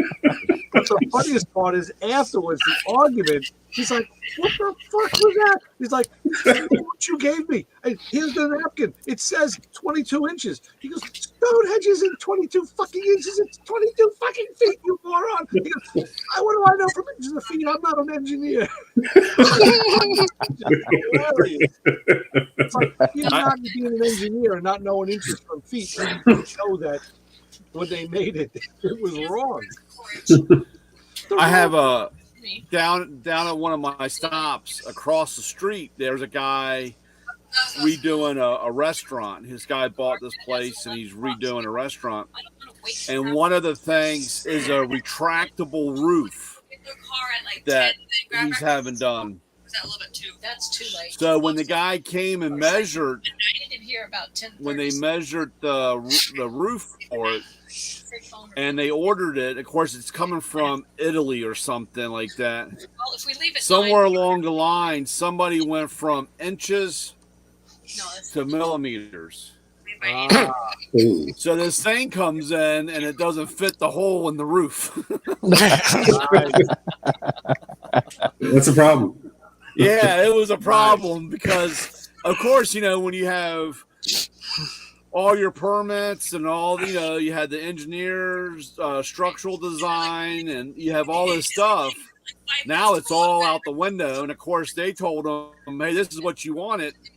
And it's like, you know, this is what you put. And they're like, well, that's not what I wanted. And it's like, well, it's yours. So now they had to redesign the whole roof. I mean, the whole thing after they've already built half of it to do it. So that's just like you break it, you bought it. You know, it's like, yeah. You know, it's not my fault. You don't know what the hell you're talking about. That's funny. That's funny. No, I mean, I just figured if we drive it there. We can do that. Yeah, I just thought that was this guy is building one hell of a place, but I was like, man, it's enough to put me over the edge for sure. What type of food is it going to be? I really don't know. It used to be a pizzeria. Right. And I don't know. This guy, I really don't know what it's supposed to be. So we'll see. But he wants the nightclub atmosphere, you know. Yeah. He's got a coffee shop down the street. It's I can't remember. It's like an Ethiopian coffee and really? Yeah, coffee and I don't want to say biscuit, but bakery type thing. And he did the upstairs. He redid the upstairs or the roof. And Friday nights it's a club action going on out there. Hey, I found in the store this week buttermilk English muffins. Buttermilk, wow! It's a new. They just came out. It's a new thing. So I had one the other day. It's like, I don't know. I really couldn't tell the difference, but it was kind of softer. It was a little. Did you like it? But did you like it? Yeah, I like all English muffins. And I love English muffins. Yeah. Buttermilk. I like it, the big ones. And I make like a tuna sandwich. I'll put the tuna on the big English muffin. That's how whenever we have hamburgers, we make hamburgers on the barbecue. Yeah. So it's standing order in the house is, Dad gets the big English muffin, and I'll put my hamburger on that. I did that once, and the kids looked at me like, what the hell did you hit your head on? I like sandwiches what you with wanna eat. bagels. Like making a bagels, sandwich with yeah. Wow. Yeah. So, yeah, it's funny though. I come up with a few things, and the girls kind of look at me and say, "Okay, whatever." That's the way my family looks at me all the time. You're going to eat that? Yeah. Yeah. I just look at it this way. It's more for me. Yeah. For me, it's usually I put anything in a tortilla.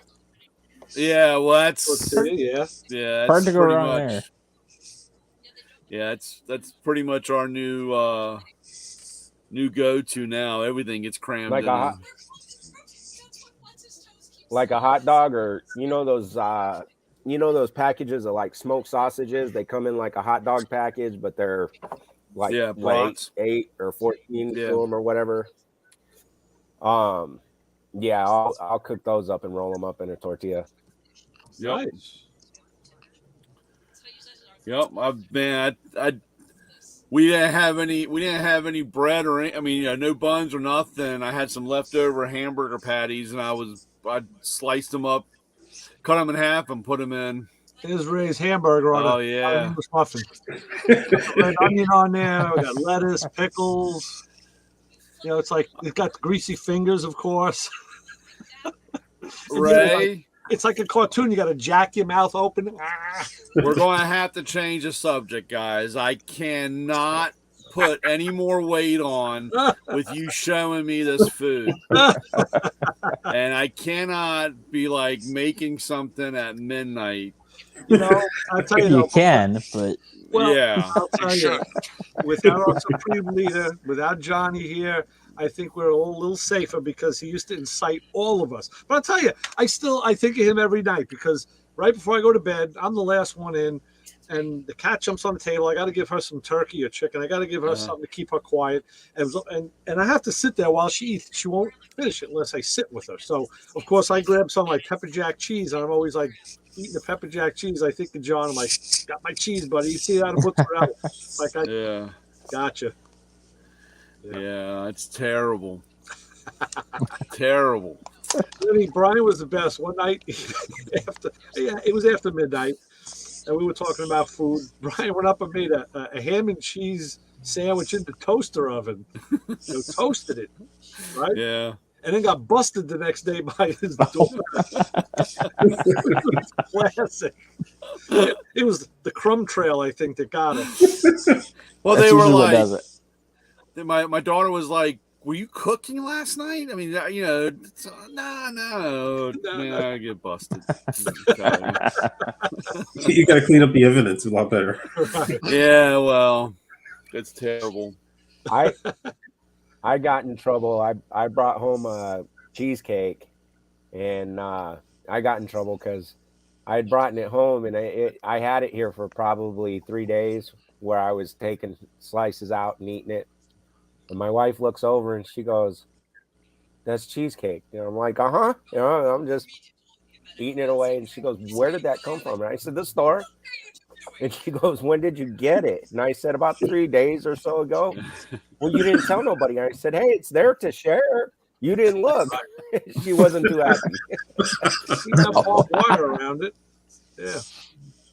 Well, I got a I mean, full size in all fridge fairness, and I did freezer. kind of sneak it in. Yeah. In all fairness, I what- did kind of. I slipped it in.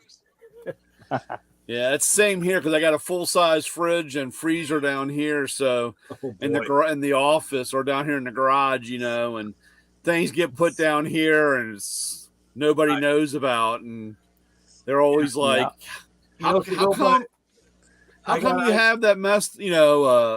A mess in your mustache there, So I sit, I'm in my den, so I got my TV and all my goodies, my TV, my pool table, my stereo, my drum set. But so I got all my goodies around. I got all my chocolate, I got my nuts, I got my my peanuts, I got my pistachios, I got my whole little stash in there. It's like little squirreled away stashes. It's like, oh, I didn't know we had these. Like we don't. I do. Yeah. You don't. Me, myself, and I have. Well, It's for me. Yeah, keep to the edamame, whatever the hell it is you're eating. Yeah. raised stash. That's right. No touch. Leave my cigars best alone, part- damn it. Nobody. So You know, I my just dad wanted to- used to always get Cheez-Its, and I would get into them and I'd take them to my bedroom, and he'd come in hollering, "Where are the Cheez-Its? They don't belong in your bedroom. You leave them on the counter. You get a handful. That's all you get. Stay out of my Cheez-Its. You can get a handful, but that's it." Well, so now I get Cheez-Its, and my daughter's the last one in the house, and I'll turn around and go, "Where are the Cheez-Its?" And I'll head to her room, and there she is eating it, and it's the same conversation. "Those are my Cheez-Its. You can have some, but they go in your room." And she goes, "Oh, okay, whatever, Dad." She goes, "Here, you want some?" Well, so you got to give her a box, wrap them up, give her a box for Christmas, wrap them up, and say, here's your Cheez-Its. Right. Now leave mine Possession alone. is 9/10 Well, the of the best part law. is- If you're in possession, Right. they're yours. The best part is she'll go get some. She'll go get her own box, and I'll see she's eating them in her room. And I'll say, "Hey, those are my," and she goes, "No, they're mine." And I'll reach in and get a handful. "Hey, get out of my Cheez-Its." Yeah. yeah, that's awesome. That's funny stuff. Yeah, my youngest got busted because she had her stash up in her room, and I guess when Molly came home, that's my middle one, there was evidence of a mouse up in her bedroom, and of course my wife is like, well, this time of the year, there's, this was a couple months, this was a little earlier, there should be they shouldn't be in the house, Right. So what's going on? And so Emma kind of had a rat on her saying that she had a stash of chips and all kinds of stuff in her room that the mouse had gotten into. So, we gotta kind of keep that stuff in a safe spot. Yeah. We got to get a cat. Yeah, a cat. No cat. Or you just get a dog. Well, Yeah. Then nothing ends up on the floor. Yeah. No. Well, I want to tell you something, Art. We had a Westie, Max was his name, and he was a white terrier Westie. And one day we're sitting there on the couch, me and Molly were sitting there watching TV. I guess we're getting ready to go to school or getting ready to take him to school. And Max comes running up, jumps in between us. And I said, "Max, what do you got in your mouth?" And he spits out a mouse. Oh, Okay. all right, put it back. And I was like, "Oh, that's awesome." The wet, dead mouse that he's been walking around. He caught somewhere in the house and did it. He was, he was the best because he had caught everything from mice to. He caught a deer in the backyard. He had a deer pinned up against the shed in the backyard. Westie? A Westie, yeah, terrier. Okay. That's like the little white dog on the bottle of booze. The Scotch whiskey. And he had a deer pinned up against the wall? Yeah, he had a deer. One morning he was out there barking, and I was yelling at him to shut up, and he kept running like jumping around back and forth, and I was like, man, what the hell? And so of course I go down and see, and I turn the corner, and there's a deer trying to box him. And he's going at the deer, and I'm thinking, how in the world am I going to, get the dog and not get hit by the deer? I'm like, how am I going to solve all this? And finally I snatched him up and moved, and the deer ran off. So Brian put on his boxing gloves and he went out. Yeah. Come here, you. But he was something.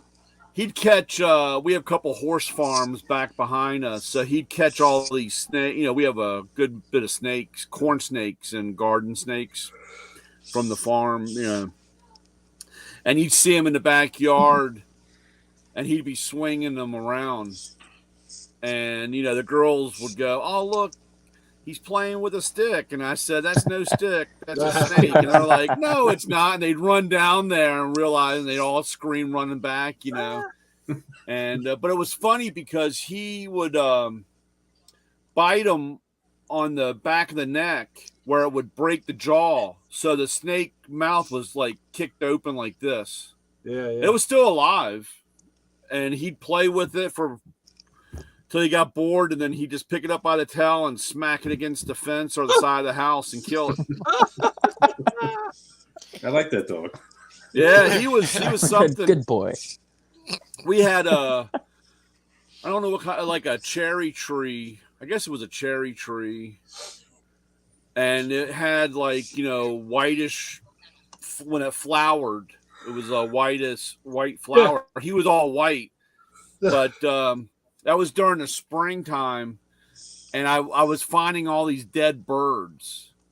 And that's back when we had that West Nile virus, and they were like, if you find any birds, report it to the county. And I was like, dude, I don't want the county around here, I'm like freaking out. Like, I'm finding all these dead birds, thinking that they all have this flu thing, So I walked out, and he was out there laying in the tree line, but where all these white petals were, so he was kind of camouflaged, and of course I'm yelling at him. I said, "Max, get your ass in here." And he kind of looked at me like, "Shut up," I'm like, "Well, what the F is this dog doing?" I said, "Get your ass in here." And he'd give me that look and shut up. So I said, "All right, I want to see what this dog's doing." So I pulled up a seat, and he was catching the birds. Yeah. The birds would land in the yard, and he would, once the bird turned at the right angle, he would jump, and the bird would go to take off, and he'd smack it, and then he'd break the neck. Yeah. And I can't even tell you how many birds he caught. I was like, wow, that's insane. That's why you shouldn't always blame cats, because it's not always the cats that are getting the bird. Yeah, I tell you. No, that's true. When I was in high school, a friend of mine had a German Shepherd, and his mother had one of those little yellow birds, Tweety bird. Canary. Canary, yeah. And as the bird flew by the German Shepherd took a chunk out of it. And that was wow. That was it for the bird and the dog. But you can't believe. You shouldn't blame the cat. Right. That was funny. Terrible. Love it.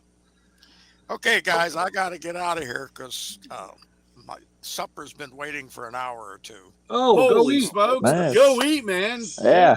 If I knew that, I would have stopped by. Yeah. Damn. All of this has been way too interesting. All right, Papa Squirrels. Catch you next week. Yes, you will. All right. Good night. See ya. Yeah, we had some jambalaya tonight. Really? And man, was it spicy. Man, that sounds You good. made it? You made it or you bought it? No, Linda made it. Yeah. She Oh, cooked really? it. Yeah. Good stuff.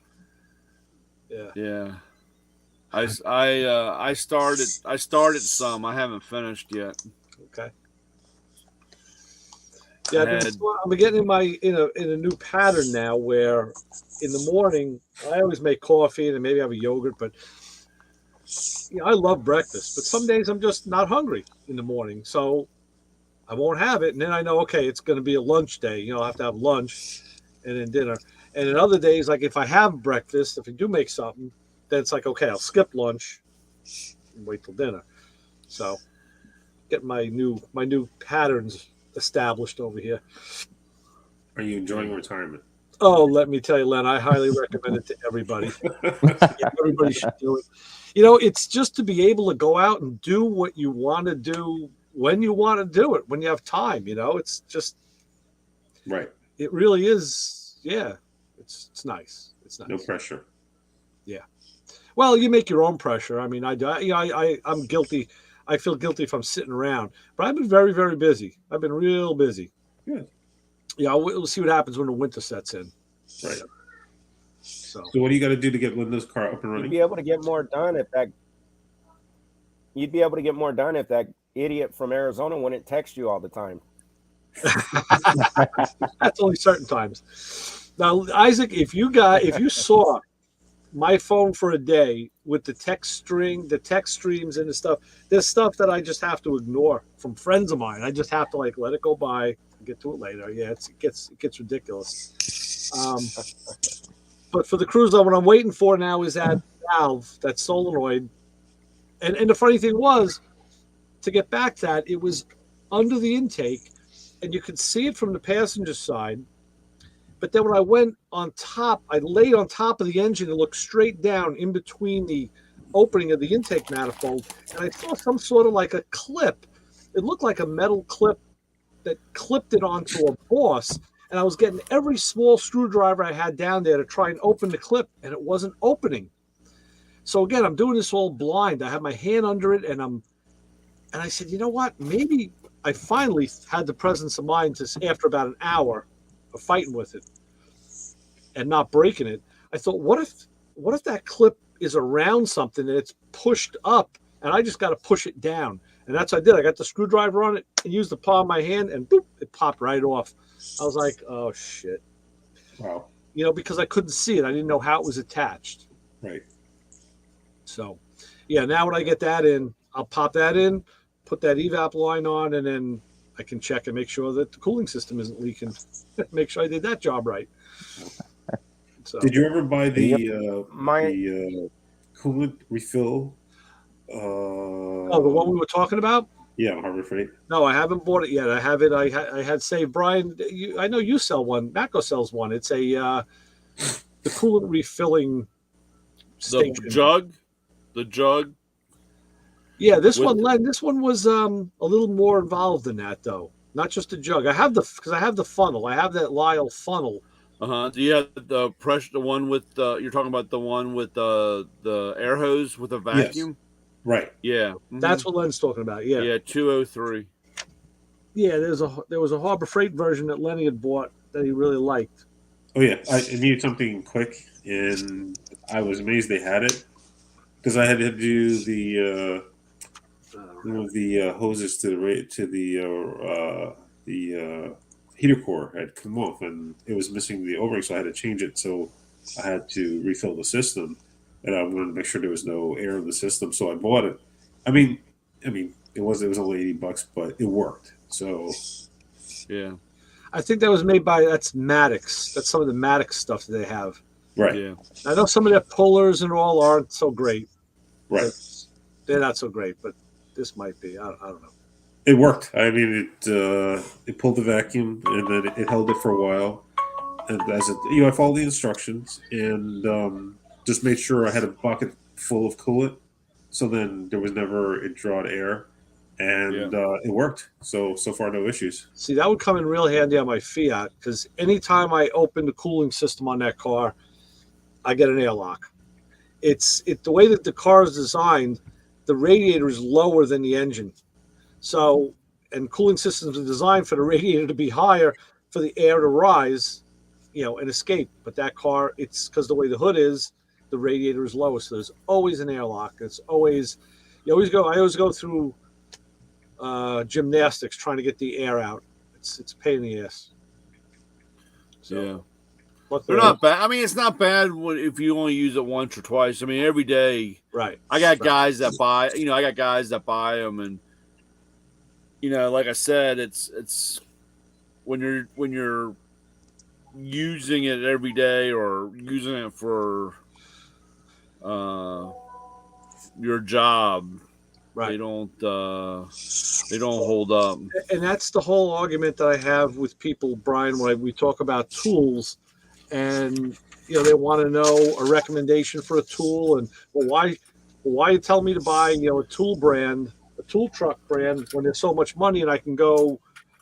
I used to be able to go to Sears, and now you go to Lowe's, or I could go to Harbor Freight, and I'm like, listen, dude, if you're doing this once in a while or to your house, fine. You don't need the best that there is because you're not going to use it that much. But if you're going to make some money with it and you got to use it every day, you want something that's reliable and that you're going to have for 40 years or more, and that's why you got to buy the good stuff. Yeah. No two ways about it. Sorry. It's like I got this new kid. Like I said, I got this new kid, and he's kind of all over the place. And like I said, I told him, I said, dude, there's some things.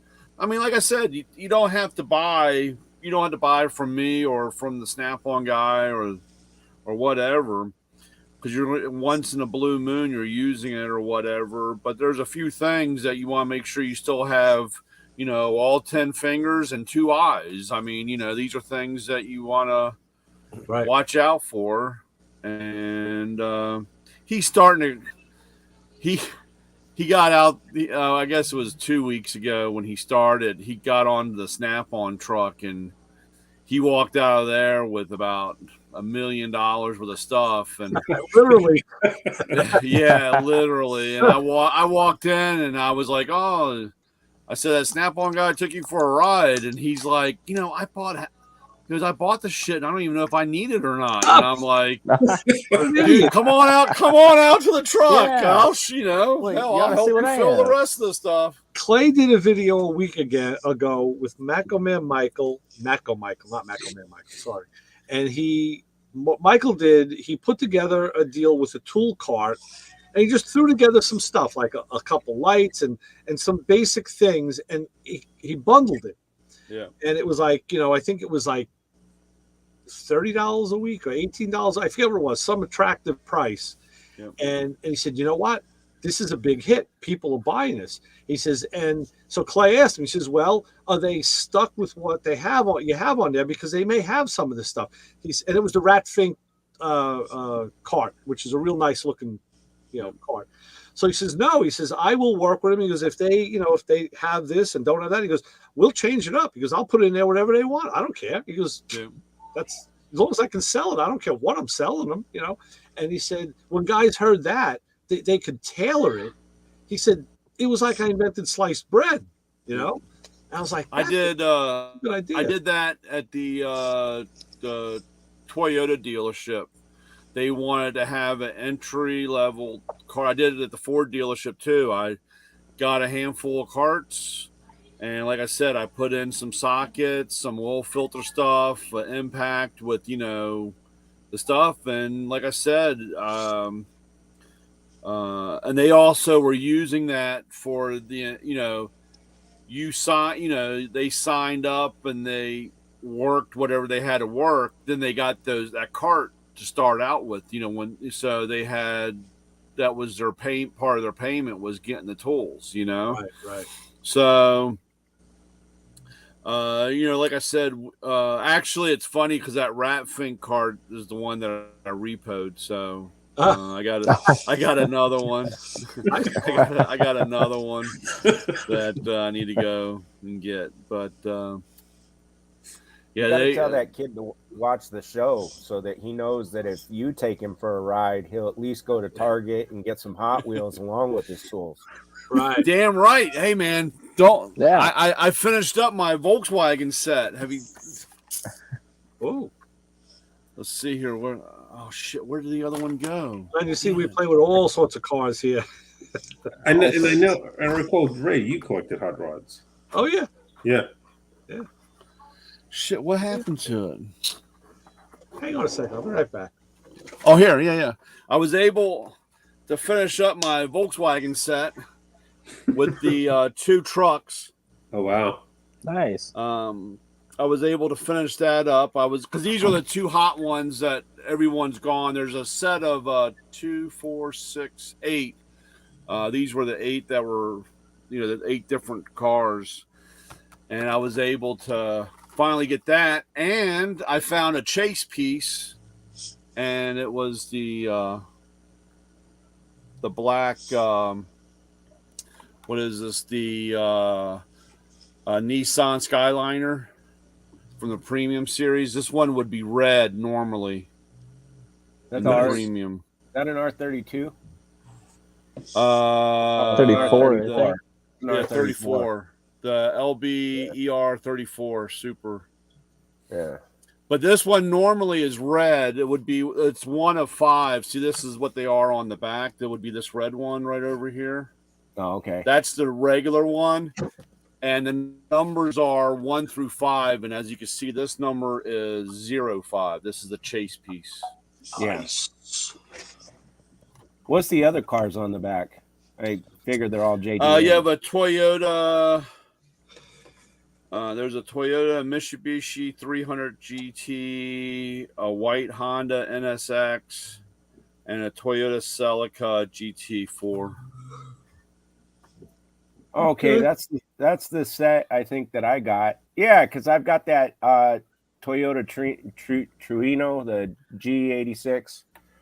Yeah, EA 86 or 96 or whatever. Yeah. Yeah, that's this one. Yeah, that's it. Oh, yeah. So if you look on the back, it's 1 from 5. But if you find any of them with the 05, that's the chase car. That's the chase car. I got the Toyota Celica today too. Yeah, I almost bopped the guy in the jaw because he wanted to be your diecast buddy. Yeah, he wanted to be my. Well, the funny part was I'm looking through, and I had gotten the other 2 I was missing, and this guy popped up, and he's like standing right on my blind spot, right up on me, and I'm like, look back, I was like, hey, dude, and he's like, did you find the chase pieces? And I said, no, somebody's already got them. He goes, yeah, I did. Oh wow. And I said, oh yeah, fucking tell me. I was on bop him one. I was like, well, that's really nice telling me. I said, run along. And he's like, oh, so do you collect them? And I'm like, yeah, because I was waiting. He probably had them in the store. I've had this before. Yeah, he probably had them, and then he wanted to sell them to me in the store. He didn't buy them yet. He had them over in the cookware aisle. Yeah, he had them over, and he probably wanted to know if I wanted to buy. I said, I don't buy them. He stashed them in a crock pot. Yeah, fucker. Trying to sell them. I had a guy. I've had a guy do that before because they don't buy. He doesn't buy them. Yeah, they used to pay on the way out. Yeah. I'm gonna start looking in the crock pots at Walmart and stuff. Yeah. My wife's gonna ask why I'm looking in there. I'm gonna tell her I'm looking for Hot Wheels. I'll tell you, and I'll show you. They'll help you. They'll help you when you look in those crock pots. I picked this up. Oh, and I forgot. I did find. I was super shocked on this one because I had just ran into the Safeway for a minute to get some stuff for dinner. I did get the Mustang Super. Oh, nice. That's cool. So this one, I was really surprised it was still hanging up on the peg. One of my favorites is the one of my favorite cars of all time is the Skyline R33.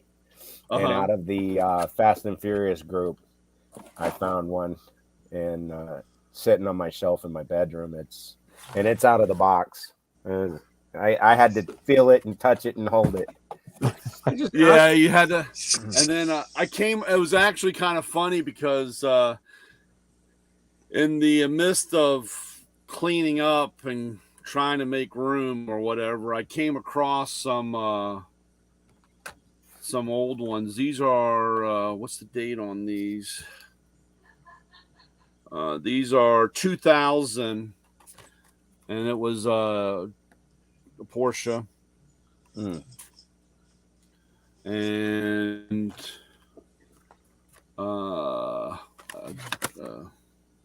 gasser. Oh, nice. It's an altered. Yeah. Altered, Oh, yeah. nice. Yeah. So that, and so these are Okay. Oh, nice. A Vicky. Oh, that's Yeah. nice. Very cool. yeah. See that I in want Just the real Shop thing. next week. And We had one last week. Oh, right. yeah. And this was another one here. Just Oh, what's that? Where did it start at? It's not a 40 Ford. That Willys? is a Willys coupe. Willys. Nice. It's a Can't beat that. So, like I said, I just never know. You stumble across. I was like, wow. I mean, Well, I needed since to look at 2000. I needed to look at the valves in a Buick, so I went and bought myself an inspection camera. Oh, awesome. Nice. It is nice. It's got a good resolution. It's got a light too. Is that hooked to your phone? No, it's Oh no! I thought you had your phone. Oh, we sell one with that goes onto your phone. yeah, I know. No, this is I was looking at that. I have one of them. This is this company. I don't even know how to say it. It's Depstek. Yeah. It's the weirdest Depstek. name for a company I ever saw in my life. Depstek. But it'll do 1080p pictures and video. Do they do video? I mean, video and Video and still. picture. Yeah, and it does it in it'll do 1080p too. So it's Nice. Do Where'd they you have pick that up? changeable ends? no. What they give you on the end is there's a little vial with some tools. With like a little mirror thing, right? So if you want to look upwards or whatever. Well, actually, what this thing does is through the camera, you can make it turn 180, so you can have it look up behind you. But yeah, they give you like this. There's like a hook tool, as a magnet, and something else if you got to retrieve something, which is kind of cool. But, Did you find that online, or where'd you get that at? It wasn't Harbor Freight. It was Amazon. Amazon. My friend Kevin bought one, and I looked at his, and then I went and saw this. This was like an upgraded version of the one he got. They'd come out with this, and I think it was about $120 or something. Is that like 3 millimeters or 5? Is it 3 millimeters or 5 millimeters? The tube. I think it's 3. Yeah, it's 3. Yeah. Nice bright light. You can adjust the brightness of the light up and down. I had gotten before that, I had bought this one from Tacmily. Oh yeah, it's really just it's like 50 feet of camera. And it's got the USB cable, so it just will go into your phone.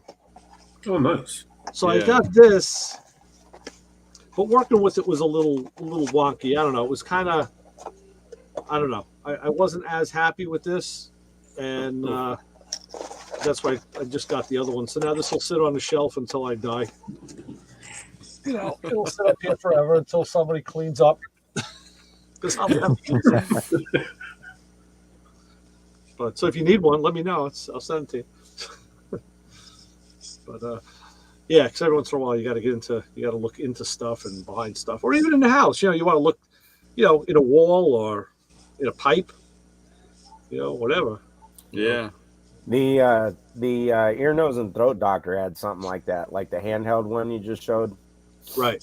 I was having a problem where I'd wake up in the middle of the night with a real sharp pain in my sinus, and my eye would close up and everything, and I went in to get checked, and he shoved this camera up my nose and looked around, and he says, you look fine. I'm like, I don't feel fine. Right. Yeah, the problem I had with that other one was you got to download an app, and they even tell you in the directions, find app of your favorite choice. Whoever the hell does the interpretation of the native language, and I'm looking for apps on the phone, and like, okay, how do you find a good app? So I found one, downloaded it, went to the I didn't like it, so I deleted it. I found another one, and I found that the app interface was kind of the problem, and that's why I said, you know what, let me just go to the dedicated tool, no app needed. Does what it does. It's like, keep it simple. I'm a cranky old bastard now, so I need to have things simple. Simple. That's why my wife says all the time, she goes, "You're really getting cranky." I said, "Getting?" I said, "No, now you just see me every day." I said, "I've always been this way. You just didn't see it all the time." I said, "I'll put my work face on, and you'll see what the people at work used to see. I'll ignore you just like I ignored them." And the most time you're in the garage? What's that? The most time of the day you're in the garage, or In and out. I'm all over the place. You know, Okay. It depends what's going on that day. right? You know, it could be anything. You know, it really could be anything. But yeah, the key is to keep moving. Right. Don't present the target, Don't present target. Yeah. because if the target gets nailed with, thank you, with things to do. You get the honey-do list. Yeah. Oh yeah. So Len, what's on the agenda now? You got that Hyundai fixed. Tell Brian tell the guys about that shop that you got the lift space in. That's pretty interesting. So for the longest, I was doing repairs on my ass and my back, and so I was getting really tired of that. And so there's a gentleman out in Lindishurst that basically rents. It's a small shop, but I'm grateful. He rents space out, and so I could use his lift and do work inside of a building. And it's only $75 for 3 hours, and then $25 after that. So it makes it real convenient. Yeah, it makes it real convenient. That's a pretty fair price. Yeah. Exactly. Yeah. And and also it makes it great because when he needs help, I help him out. So he gives me even a better deal. So How did you find him, Len? he was on Amazon. No, he was on Facebook Marketplace advertising. He was renting out his shop space, and then I guess he was having issues with Facebook because I guess he's not able to do that, and so he had to take it down. But I had his number, so I was able to follow up because he was always busy. People were always, it was all about timing when the shop was free, and so especially Joe's car, the Hyundai, needed to get work, so I hit him up and said, "Hey, can I rent some space from you?" And fortunately, at that time I did. It was, he wasn't renting it to anyone else, so it all worked out, and so thankfully I'm not doing it on my back or my ass anymore. Yeah. No, I'm just thinking about the liability factor on his point because he doesn't know who's coming in. Sure. And so basically every time if I bring someone else or I'm doing, I mean, at least with me, he's to the point where he knows me. But then, like, if anyone else is there, basically they have to, agree to his terms, and they know if anything happens, it's on them and not on him. So he gets as much liability off his back and on to. Yeah, but I mean, let's face it. If something does happen, the first thing they do is sue him anyway. So true. Yeah, but at least he tries to cover himself as much as he can, and so usually like. With me, at least, I'm working on the car, but then I usually have folks not near the car, so they're usually in an area where they're safe, so I don't have to worry about them getting hurt. Right. Well, we used to do that at the dealership or for track events at the PCA Club, the Porsche Club of America. They would rent the bays out. Of course, it was a lot of politics or BS because they had, everybody had to sign waivers and everybody had to sign. And that's all good to a point because like Ray says, they're still going to try to sue the hell out of you, even if they sign. But one of the things when the insurance company knew or they were informed, we had to set the lift. They couldn't set it. We had to set it. And of course, we had to go through and do that because it was always kind of funny with those guys. Some of those guys are you German guys that drive those cars can be kind of squirrely, but we had one guy that had a 911, and when he had to do his brake flush for the track, we would set the lift and start to raise it, and he'd say that's high enough. He would only get it so that the wheels were off the ground, and he would still sit on the ground to do everything. He was scared that the car was up in the air. Yeah, it was funny when every time he came in. So. I'll tell you this: not for his reasons, but I mean, now when I'm at the shop, I put the car in the lift. If I'm taking the wheels off, I only bring that car up like a foot off the ground because I want those. I don't want to drop those wheels from 5 feet. I just want them coming down and holding them off to the side, And then even if I'm doing brakes, I guess maybe it's because I did it at home that way for so long. I usually don't stand. I'll bring the car up like 2 or 3 feet, and I'll sit down on a bucket or a stool, and I'll do the brakes sitting down. Yeah. I don't know. It's more comfortable for me, I think. I don't know, but yeah. Yeah, but it was always funny. But you're right. Tony did set at least he initially set it up where then he lifted it. And then after that, then I'm able to lower it or raise it. I'll tell you this. Working in the shop that I'm at, they have another shop too. And between them, there's probably 5 or 6 lifts that are all different. Hydraulic and electric and whatever. And I had to get schooled on every single one of them because they were all different. And if you don't know the nuance of that particular lift, it's like, you're going to be in trouble. Some of them are not the safest things in the world. Yeah. Yeah. I worked at a place and I hated the ones with the 2 posts, one up front and one back. Right. That's the the old one with the 2. You had the 2 different levers. I hated those lifts, dude, because you get that thing. Well, one piston was always faster than the other, and man, you get that thing all jacked out of shape pretty quick. One of the lifts at the main shop is a hydraulic like that, but it's the 2 lift pistons side by side, not front and back. So the lift arms are independent. You could literally lift half of it, and the body guys do that. They put those cars on even the electric lift, and they'll just lift part of the car up. Yeah. It gives you a lot of ideas on things I never thought of. But when my buddy Mike was at the radio show one day doing the show with us on a Sunday, and we were just getting ready to go live, and he gets a phone call, and he was like, "What? It did what? What? No, don't do it. Go to the fire department next door." The guys had a car on that lift, and they were lowering it. One, it got stuck. One end came down, and the other didn't. And the car came down like on an angle. And he said, "Just leave it right where it is. Don't stop. Don't try to fix it. Just leave it." So we had to get a guy in to look at the. And there was a guy who comes around that services the hydraulic lifts. But they're still around. They're still around. Yeah.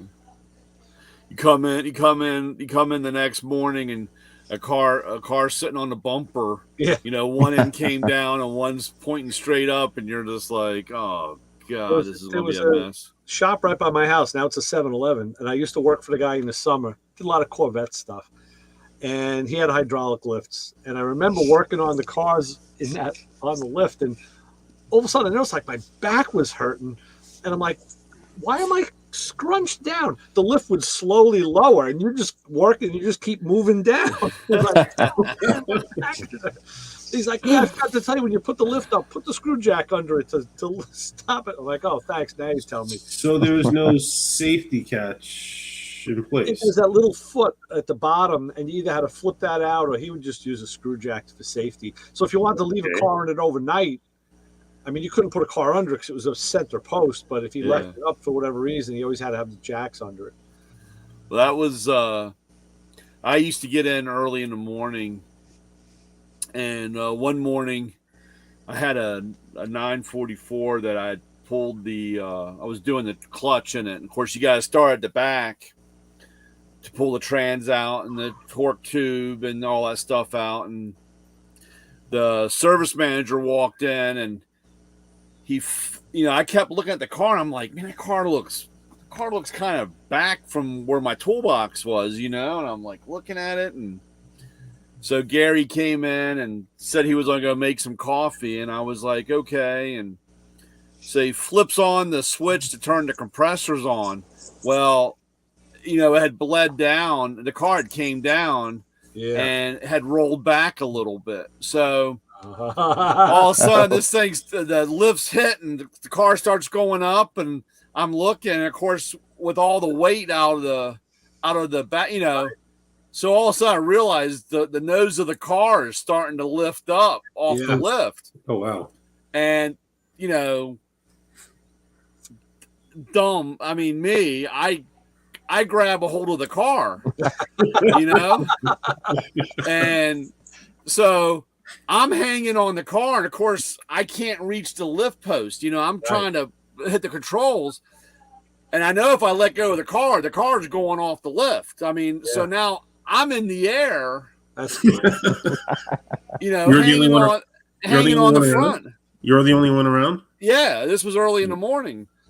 That's the picture I want to see. So in the service manager's office, he had a big window. It was like, I don't know, 4 feet by 4 feet or 5 feet by 5 feet where his desk was, so he could look out into the shop to make sure we're all working. So he comes back with a cup of coffee. I'm yelling, of course, there's nobody there, just me and him. This is 6 o'clock in the morning. And he comes into his office, turns on his light, and goes to sit down. Of course, he's got this cup of coffee, and he looks and sees me hanging up in the lift, and he's like throwing the coffee in the air. He comes running out. And of course, being a pencil pusher or a paperweight guy, he didn't even know how to work the lift. He's like grabbing all the controls and moving. No, just flip it out. Of course, we all come back down and. Right. Oh man, I thought I was going to lose that car. That's funny. So Brian, back then when you started out, when you were a tech, what type of toolbox and tools were you using in the dealership? I had Snap-on. Actually, well, Cornwell. I had actually my very first. I walked in with a little tackle box. Yeah. And everybody looked at me and they were like, this big guy walking in with a tackle box. And they were like, lunch. What the F is that? So it's fishing gear. Yeah. So no, I started out with Craftsman. I had Craftsman stuff and I don't know. And then I had a Craftsman box. I'd bought a Craftsman toolbox and still have it. I mean, I still have that box. Wow.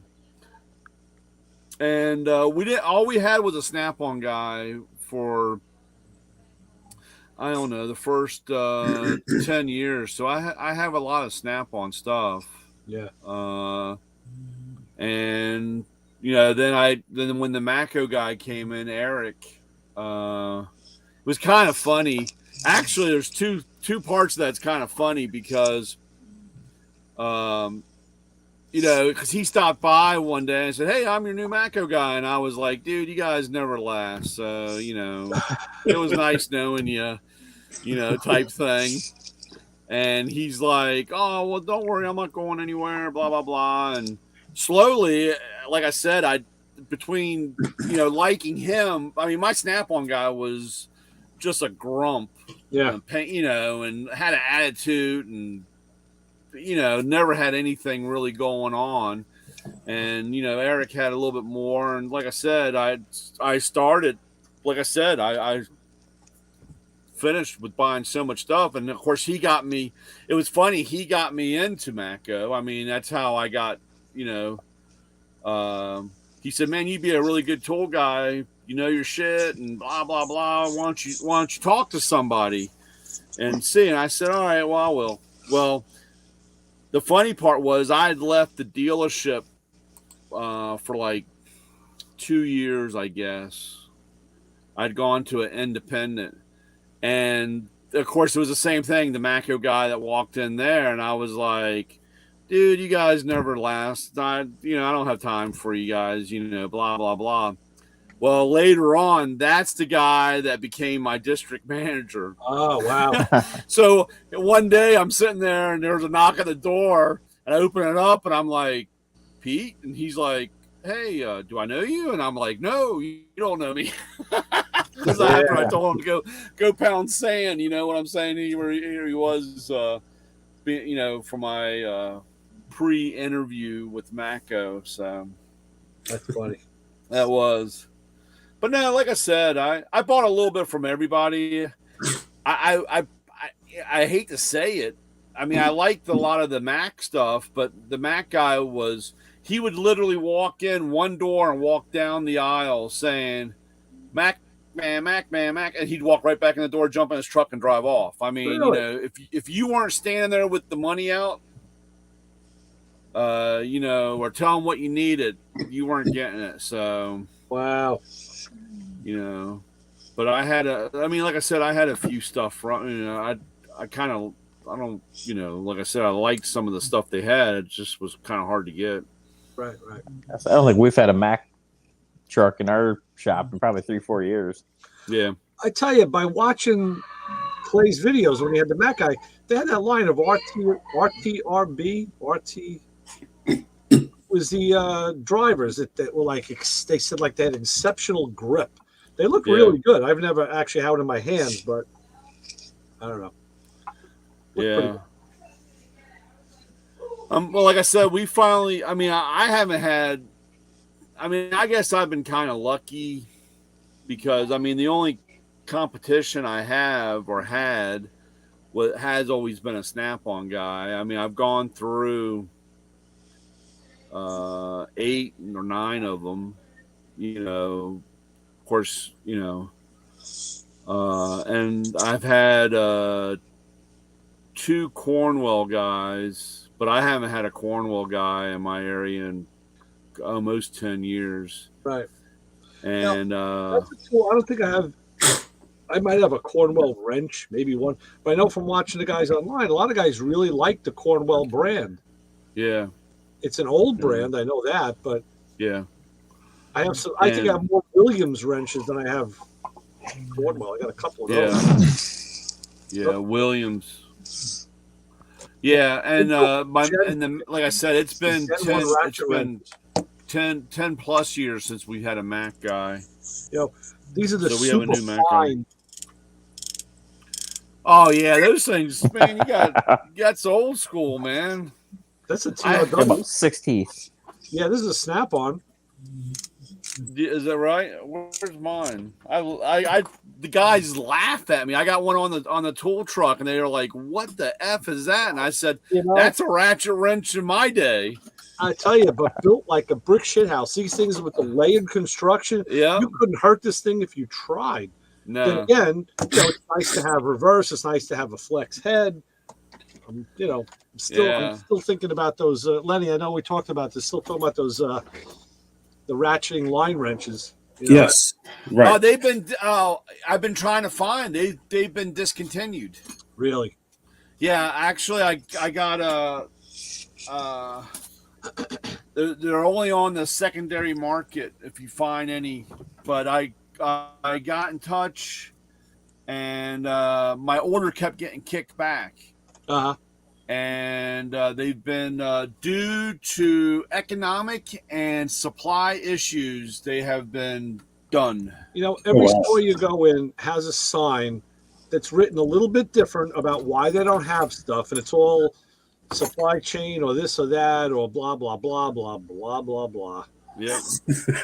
Hey Ray, on those ratcheting wrenches that you just showed, do those have a thing on it where you flip it and it'll go the other way? No, these are not reversing. You have to flip it over. You have to flip them. Yeah, these are pre-reverse. Yeah, my dad had one, and I could have sworn it had a thing right on the end where it ratcheted that you press it one way or press it the other. Yeah, the later ones did, Isaac. Yeah, I have a few of those. Okay. Too. Yeah. Now I actually do have a set. I have a set of Mac ratchet wrenches. They're metric. They're double box ended, and they do have a reversible lever. What happened was my buddy at work, his wife is a service writer, and they had a Mac guy, and he says, "Hey, the Mac guy's got a special on ratchets. I don't know if you're interested, but he's got a special on this. It's a 1/2 inch, 3/8 and 1/4 inch." Super, and this is like the beginning of the real fine tooth ratchets. And I had one Snap-on fine ratchet that I used for everything. So he goes, "Yeah, I'll get a good deal on them." Okay, we each bought a set. And I used that 3/8. I don't think I ever even used a 1/4 or a 1/2. I used that 3/8 all the time and loved it. And then I was taking apart my Pontiac, and I made the mistake. I was taking some of the chassis bolts out, and I had that fine ratchet with a socket on it on one side, and I had my impact gun with an impact socket on the other side.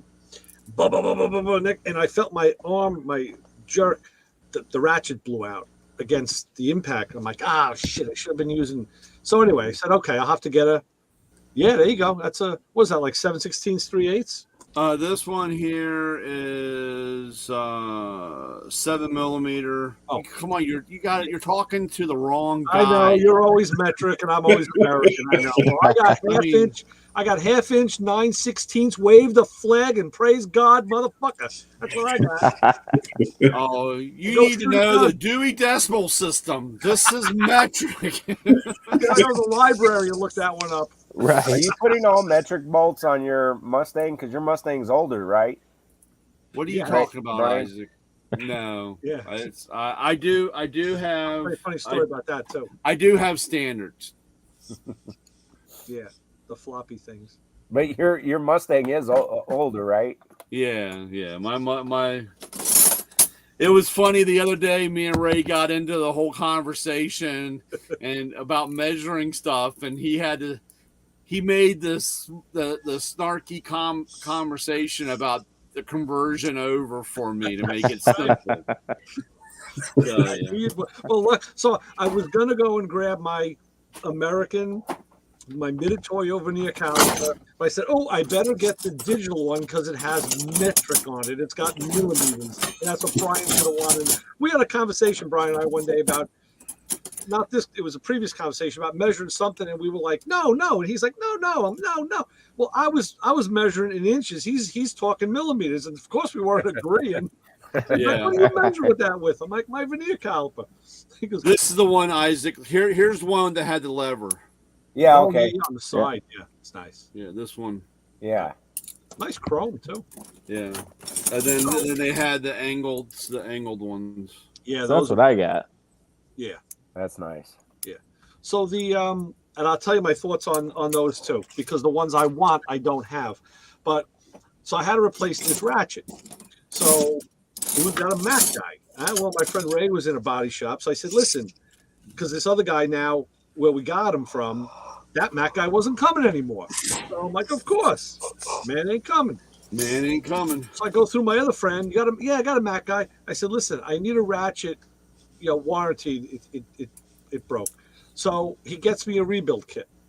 Okay. I look at it. Now a couple days go by, and like I said, no, this isn't going to work. This won't work in what I got. It ends up the ratchet that I had, like you couldn't take it apart. It didn't have the snap ring. The kit he gave me had a snap ring. He got me another one. No, that wasn't it. And he says, well, what the hell do you got there? So I actually kept the box because I had the ratchets in the tray. And I gave him the part number for the set of ratchets. And he says, oh, now this has gone on like a month already. It's like every week. I got to wait another week for the guy to show up.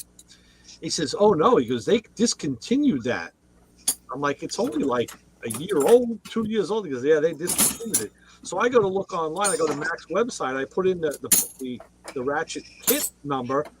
Doesn't appear on their website, the online catalog. I put the ratchet part number in. Nope. None of they wiped everything off of their site. I was like, oh, this isn't good. It isn't good. So I said, okay, what am I going to do? So he talks to the guy the next week. He says, okay, well, the guy says he'll take them back, take the set back from you, and he'll give you truck credit.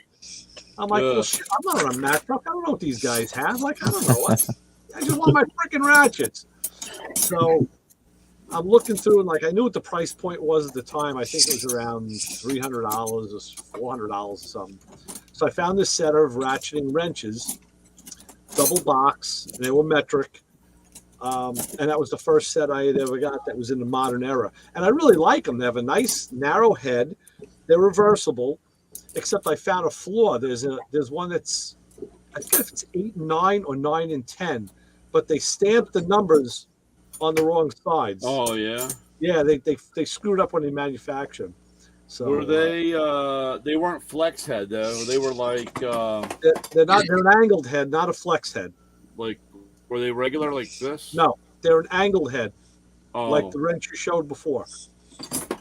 But they're very slim and slender. And that now you fast forward to now, when my buddy Mike at the shop was buying all of his stuff from Snap-on, I have unless I can find something to prove me wrong, so far my favorite ratcheting wrenches are the Snap-ons. And the reason is the ratchet head is the narrowest that I've seen besides these Macs. They're just very, yeah, I think they're narrower than that. I think they are. I mean, because he had gear wrench there, and I have a set of Icons that I bought just for the shop, and the Snap-ons were the narrowest head. But of course, they're like, I got to give them like my kid's birth certificate and like three of my titles for my cars. I want to get a set, so I don't own them. I've never. Hey, I'll be right back. I'm gonna go grab a decongestant. Okay. I'll be listening. All right. So what was the other thing we were talking about? Justin, you said something. Well, you had the ones with you have the old school ones like this. Yeah. Oh, Justin does, yeah. Mine are cheapies, but mine are cheapies, but yeah. Actually, where did it go? This I'm still looking for the extra. I'm in the market for those extra long ones. I think Astro makes a nice set of like them. this. The real long ones. Yeah, the Astro. No. Actually, they've been sold again. Really? Yeah. I've been waiting. We make one. Ours are 90 tooth. This is an Easy Red one here. Yeah, Easy Red has them, right? Easy Red used to. There's another company called Mountain. Well, Easy Red. Actually, the way this went, SK had them. It was SK, Easy Red, Mountain, AC Delco, and now they have another company because these things. Actually, I have a trash can over here full of all the broken ones. They won't take back. They won't warranty them anymore. So, so what are you saving them for? Huh? What are you saving them for? Gonna make a bonfire? I don't know, Ray. Maybe if I have to make a chair out of it. Yeah. Weld up a frame or something. If they're double-ended and only one end breaks, you just cut it and weld it to an end of another one. Or just make it single-ended, yeah. So I do have I've been waiting. I'm hoping I get some in soon. The Mako ones are really nice. They're just a little pricey, but they are because I see they pop up every now and again. They always get my attention. I always look at them, and I say, "Wow, yeah, they're expensive." Yeah, these are. This one's. This one. No, this one's. See, this is a.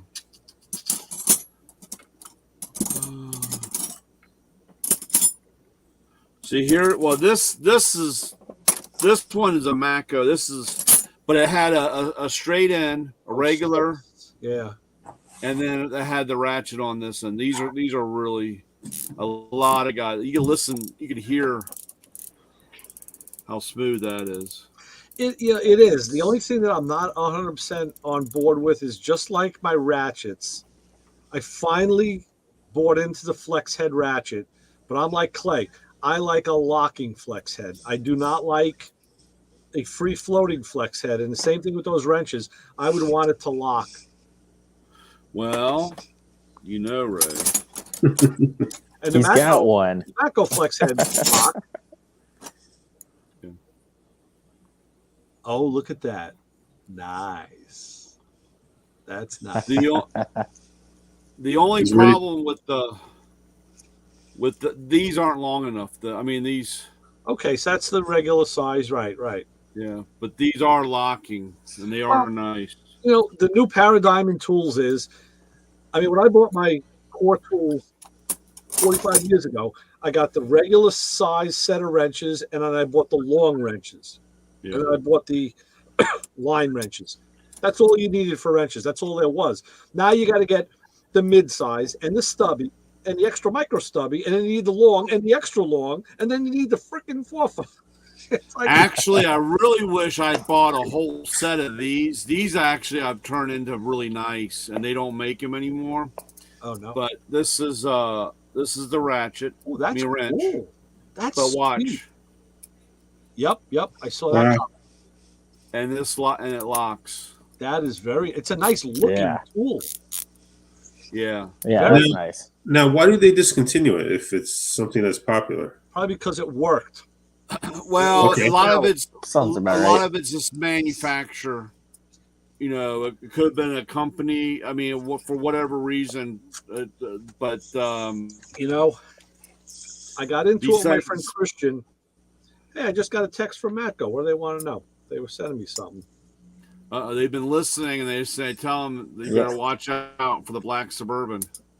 Text them about the taco truck. Yeah.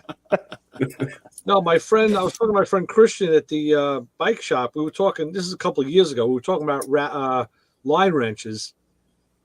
And he sent me a picture, I'll show it to you, of these Snap-on line wrenches that he bought that they've discontinued. And I said, damn, why did they discontinue those? They look really cool.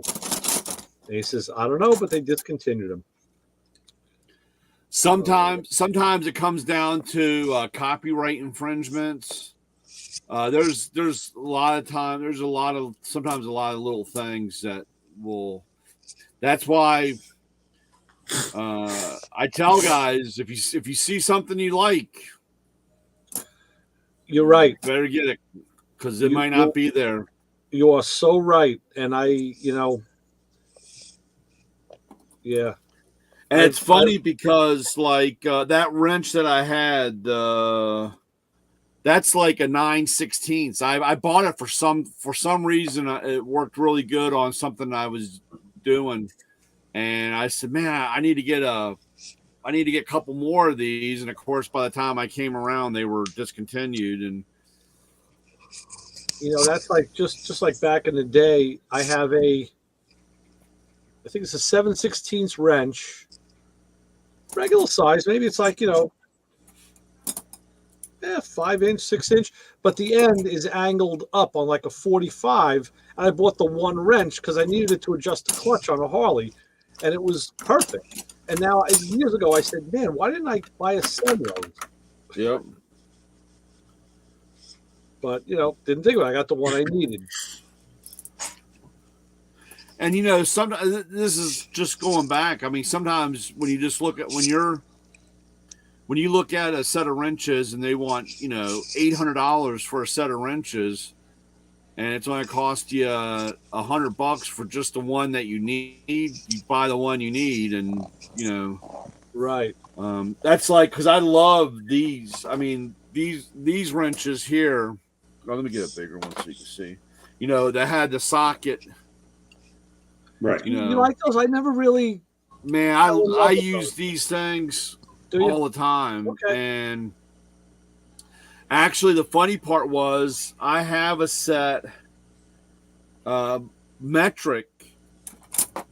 I have a metric set, and I finally just recently. This is a Matco set. My other one's a Snap-on. Those are line wrenches. And no, there's a picture of it being used on a line. And they clamp around? Yeah. There's And they let's see.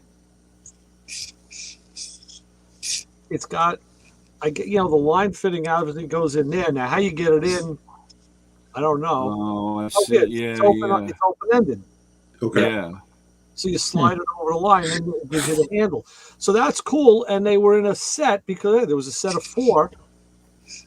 And he said, yeah, they discontinued them. I'm like, that's a pretty cool looking tool. Yeah. Wow, there's actually but like I said, I mean, I have a set of mine are Snap. The other ones, I mean, the ones I used were Snap-on metrics. And I kept going back and forth for years saying that I wanted a set of standards. And actually, I just bought a set recently. And it's funny because I got these in, and these are the Matco ones. And sure enough, they came out on a discontinued part because of supply and demand of what's been going on. Right. And so I'm glad I'm glad I spent the money to buy them because, like I said, I use the metric all the time. Isaac, I remember I have a story for Isaac.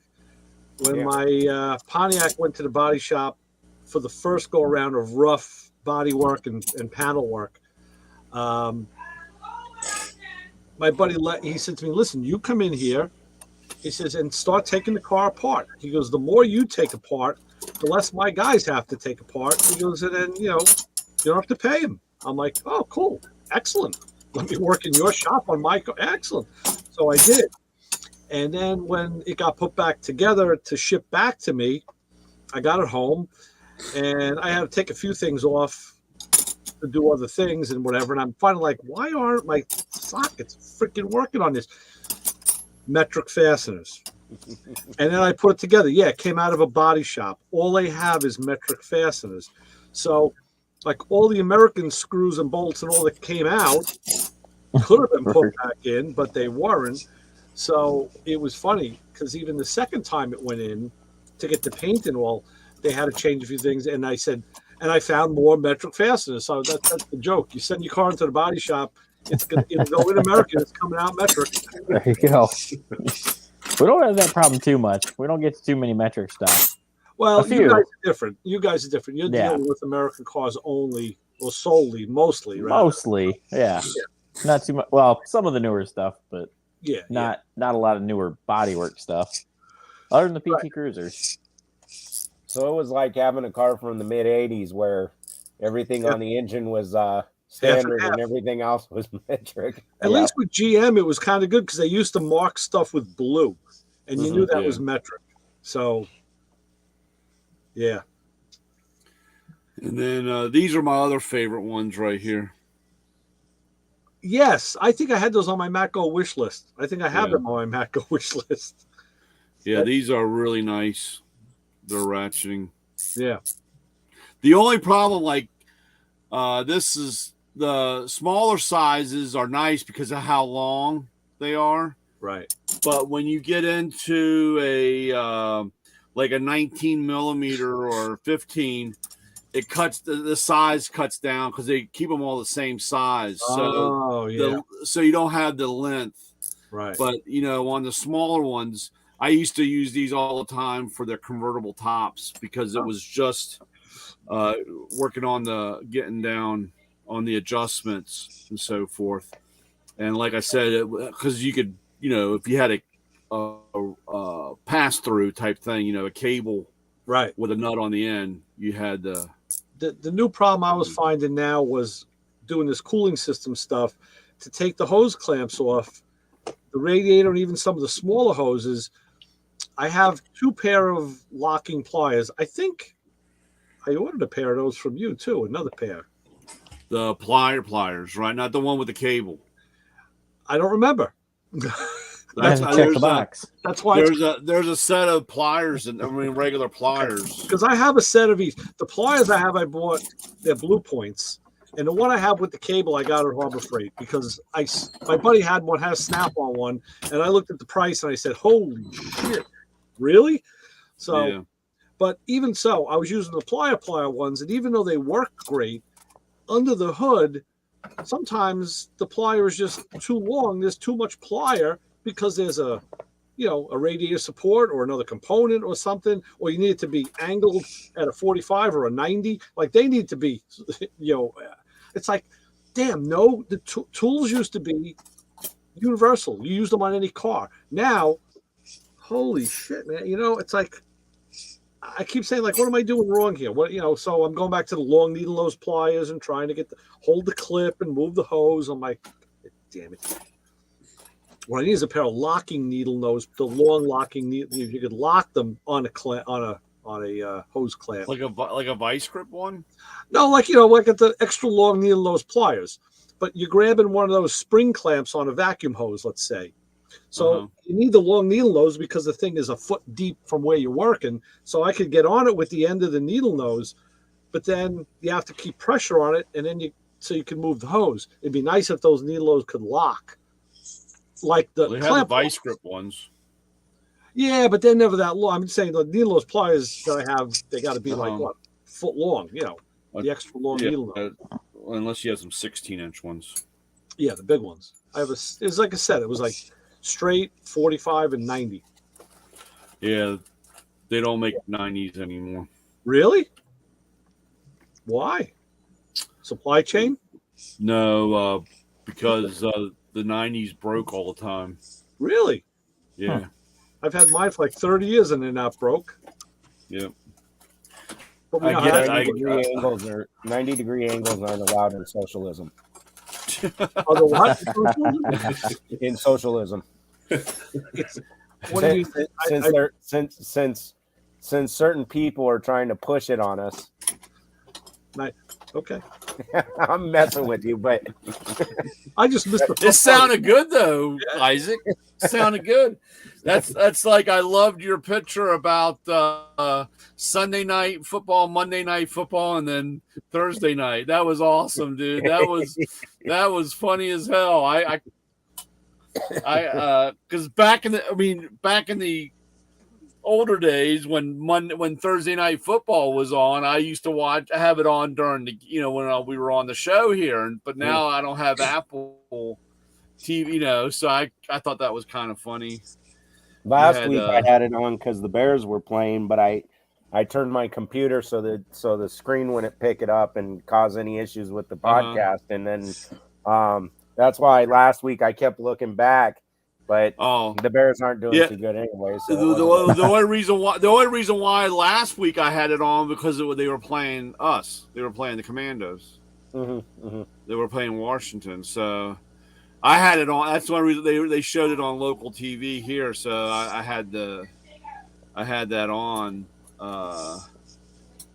because, like I said, normally. But it was funny when you posted that the next day. I got a pretty good chuckle out of that.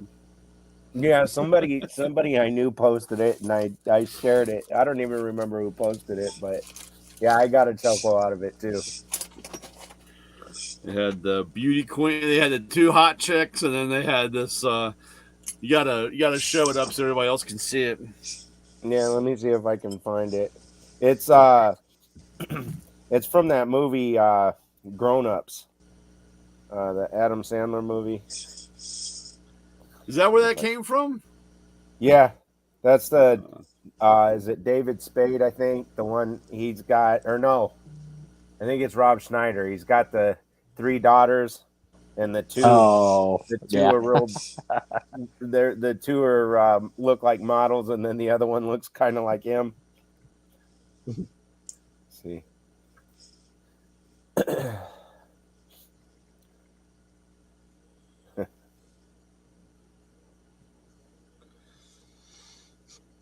Len, what are your wrenches of choice these days? You got a favorite? I mean, I still got basically, my dad had a set of either Matco or Snap-on. So, I mean, I still use his stuff, and it's still lasts. Any specialty stuff like the ratchet wrenches or anything? Not really. I mean, whatsoever. I mean, I haven't bought any new tools in a while. Just been using what he's been having, but basically, it's just his and with the Snap-on, they still honor the life of the tool, or yeah. Comes down to, the thing is, like I was saying before, by putting the like, oh geez, there you go. Oh, you got it. Yeah, they had so the one in the center says Sunday night, and the other one over here says Monday night, and then the little girl over here has Thursday night. That's funny. Yeah. Thursday night football, and they're all like looking at it. It was funny. Damn.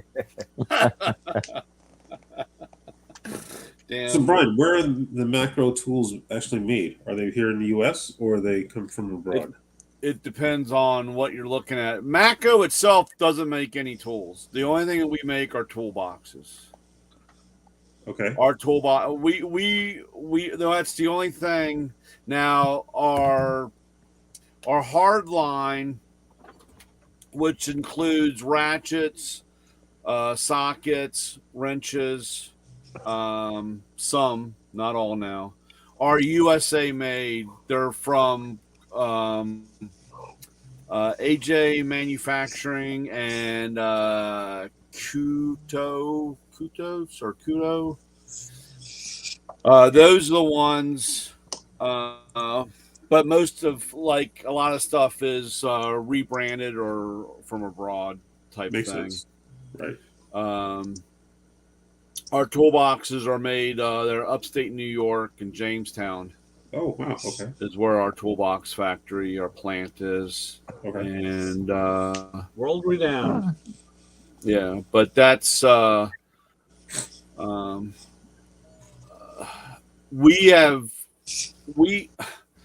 we used to be owned, or the people that own us used to own Apex, and Apex is the company that makes gear wrench and stuff like that. So they did a lot of our manufacturing for our stuff. This is what's kind of started us in a downward spiral, because when we sold them, this is an idea of a bean counter. We sold them, and of course, then they weren't part of us anymore. They were the competition, and we'd had nobody to make our stuff. Right. So we went for a little bit of time, not having. But AJ Manufacturing, they made a lot of stuff for us, and Mako did invest in the equipment and machinery for them, and they started making, our ratchets, and that's all USA stuff. Good. Okay. So, but again, some people even have the same problem. They think Snap-on makes everything. I mean, Snap-on does make a lot of their stuff. I mean, their personal stuff. I mean, they do have the manufacturing, but they don't make it all. Just because, and then this is the problem that we have today. Just because it has the Mako name or the Snap-on name on it, they think it's made by us, and it's really not. It's branded. But people would think that, though. Yeah, well, it's funny because like a lot of my, a lot of guys, especially a lot of my Spanish guys, the only reason why they really buy with the name on it is because they don't want to have the problem like with Easy Red or Mountain or Astro, even though Astro or any of those companies make a lot of stuff for us. It's just that when there's a problem, the guy says, "Oh, you didn't buy that from me." Yeah. And that's why they want that name on it, because it's from the Mako truck or the Snap-on truck or whatever. Well, they're buying into the truck mentality, which is fine. That's good. That again, you're going to build a relationship with a dealer, and that's good. We want you to do that. But again, it's funny because sometimes they'll pull it out of the box, even though the box is branded Mako, because they spend the money on the name or the box, and of course they pull it out and it doesn't have Mako on it. Then they're like, "Well, why doesn't this have Mako?" Well, Mako didn't make it. What do you mean Mako didn't make it?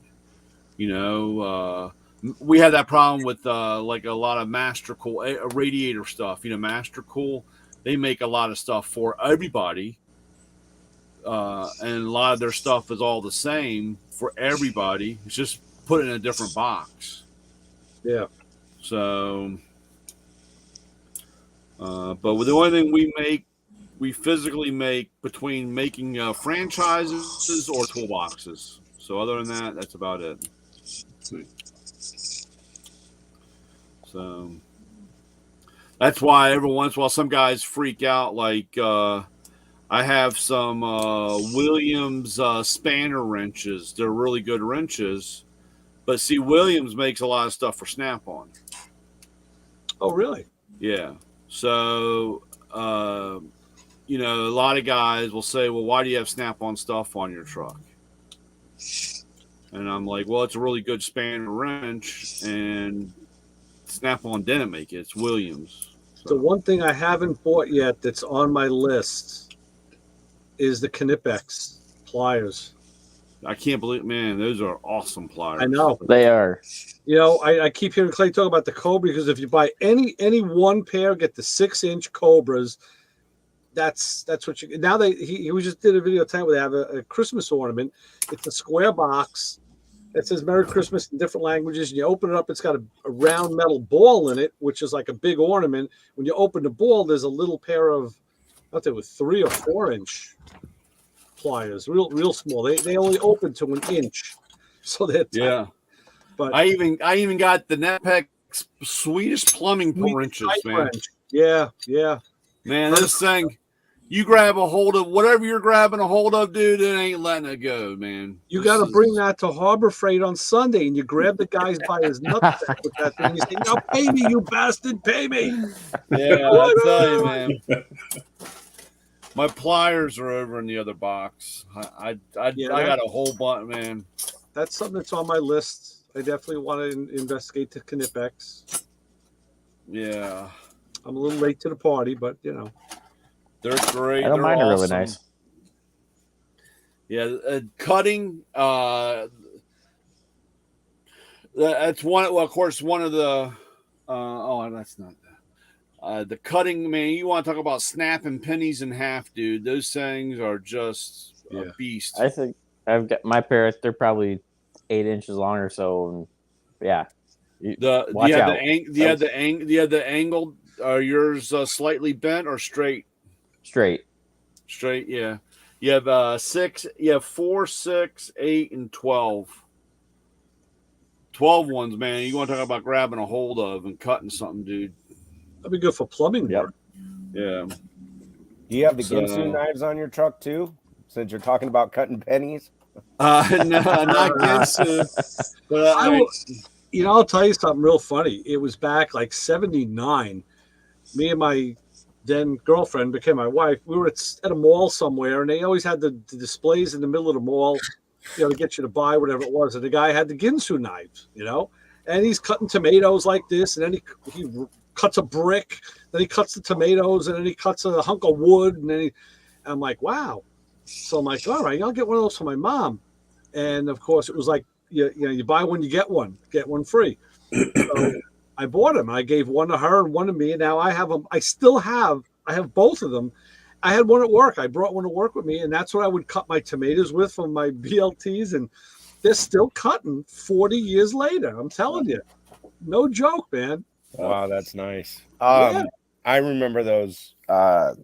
I remember those kiosks in the middle of the mall. Yeah. I remember, for me, it would be back in the 80s, but I remember as a kid, we'd be walking through there, and they'd be over there cutting all kinds of crazy stuff. Ooh. Knife set. Well, oh yeah, kitchen knives. Now, who makes those for Matco, Brian? I'm sure they're not Wusthoffs. No, I don't know who made this. Is all for Christmas. I started ordering. But these are actually really nice knives. Yeah. Yeah, actually, it's out. Actually, we have one. It's a grill. It's a grilling knife, I think, as they call it, and it's got the handle of our screwdrivers on a knife. Yeah, that's cool. And that's a really nice knife. It's out on the grill. Actually, I was using it. I really need to bring it back in, but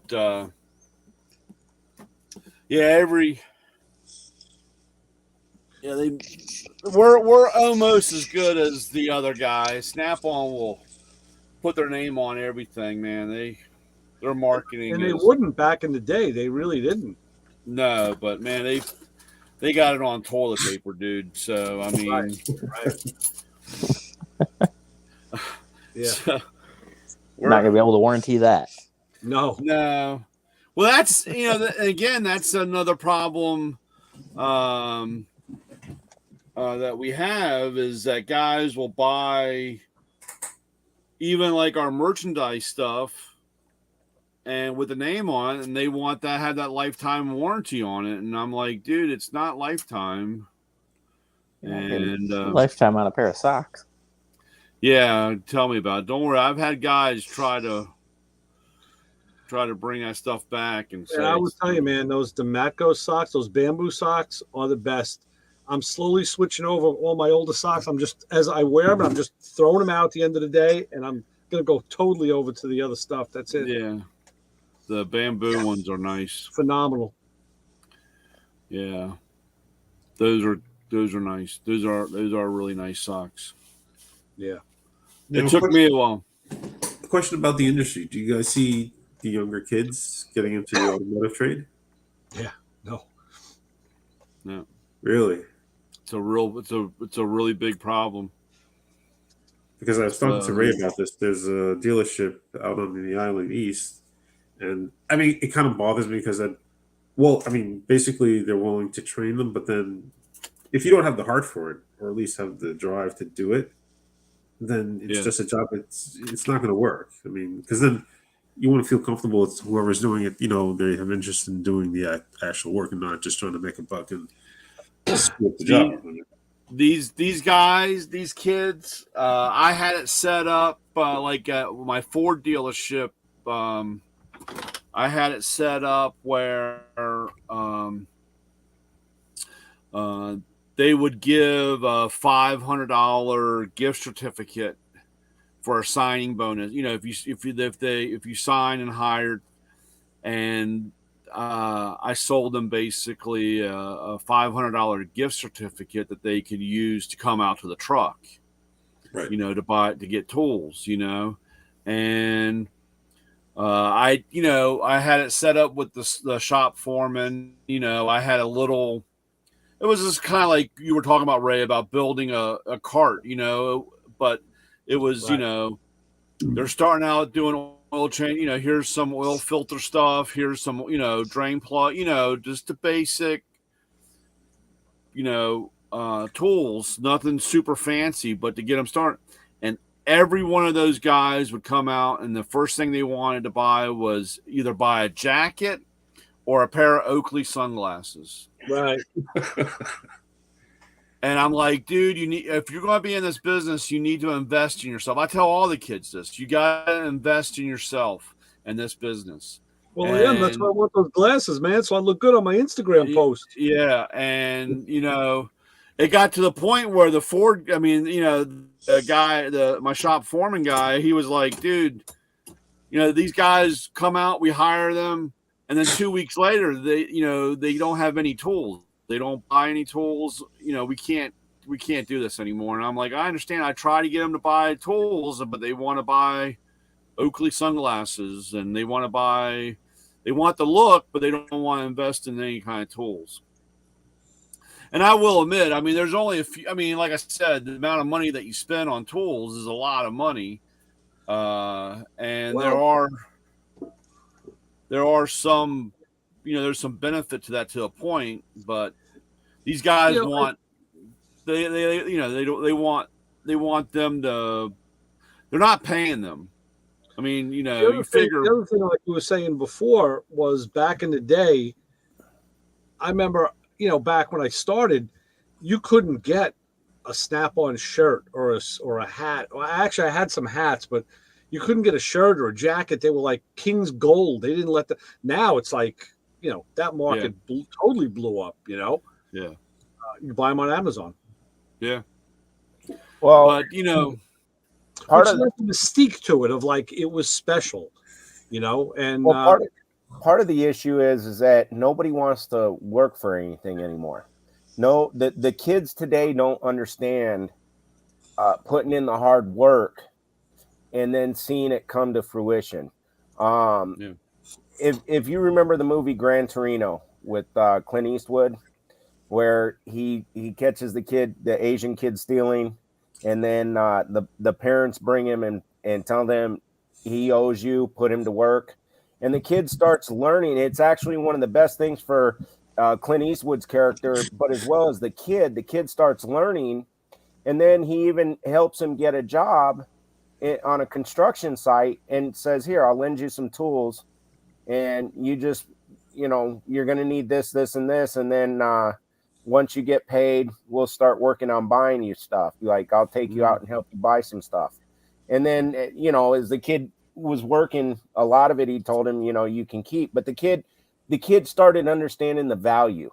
Right. The kids today, they see, in fact, I've had this conversation, whether it be my football players or now we just started girls soccer. And I had the conversation with them today that, get this rap music video mentality or this celebrity mentality. And I told them, I said, I picked rap music because I like rap music. But I said, when you see these guys driving around in the Ferraris or the Lamborghinis, it's not theirs. They have to, it's rented. And what you guys are seeing is not the hard work for this kid to even end up on a record label. Plus, he's still got plenty of more hard work to pay his dues for making videos and stuff for the record label. But I said, you guys are thinking of the instant gratification and success and not seeing the hard work. Yeah. If you look back on the movie Coming to America, Samuel L. Jackson was the guy that was robbing the McDowells with the shotgun. He wasn't really known then. Right. The kid in the barber chair getting his haircut was Cuba Gooding Jr. Right. And in fact, I think it was the TV show Simon and Simon. Cuba Gooding Jr. was on that as a young teenager. And the kids today, they see, they don't even know who Samuel L. Jackson is, but they don't know who Cuba Gooding Jr. is. But if they were to see him in some of Cuba Gooding Jr.'s bigger movies, they couldn't comprehend him as a teenager working his way up. And we're in this society right now that's instant gratification, the gimme. I had a kid during football show up, and I wanted the best for him, but we'd be in practice, and he'd say, "Coach, let me play receiver." And I'd say, well, get in here and practice. Show me what you got. And he's like, I'm not feeling it today. I'm like, what are you, prime time? Even prime time wasn't prime time before he was prime time. He had to put in the work. Yeah. And of course, he didn't even realize who prime time is. You tell these kids, and and some of the time I don't know the newer players on the scene, but that's the problem, is the kids don't understand. They want to go somewhere, but they expect to show up. It's that giving everybody a trophy syndrome, and unfortunately, we need them to learn about cars. We need them. I remember when I was in auto shop, my teacher had two things. He'd say, if you were the kid that would tear stuff apart and tinker with it, even if you couldn't get it back together, you'd take an alarm clock or whatever and you take it apart and tinker with it, you belong in this class. You want to see how things work. You're going to learn in this class. The other thing he'd say is, pay me now or pay me later. In other words, if you pay attention and pay me now, it's going to go far for you. If you don't pay attention and pay me now, when you got to take your car into the shop and you're getting bent over, you're going to pay me then. Right. And you try to tell these kids some of these sayings, and they just look at you with a blank look. Yeah. What? So what's going to happen? They don't get it. Yeah, well, good question, Len. What was that? What's going to happen in the industry then? I mean, well, that's the scary thing. That's the scary thing, because somebody's got to step up. Right. And the other thing is when I was in school and we were taking auto shop, I got a passion for cars. I love cars. Show me how to work on something. Even if it's enough to be dangerous, but I want to work on it. But then we also had kids in that class that they were in a situation of, I need to learn to work on it because my family don't have money to take it in.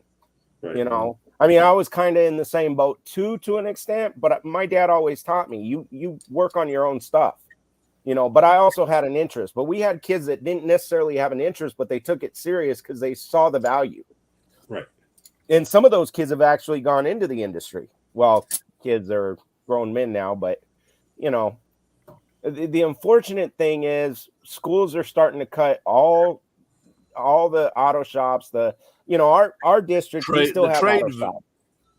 Yeah, but the trade value, I mean, the trade industry itself, Not, and like I said, the problem is not everybody has to be a lawyer or a doctor. Right. And that's where they're pushing, and it's a bad thing. This was one of the things that used to drive me crazy. And this was, of course, I've been out of turning wrenches for 20 years now.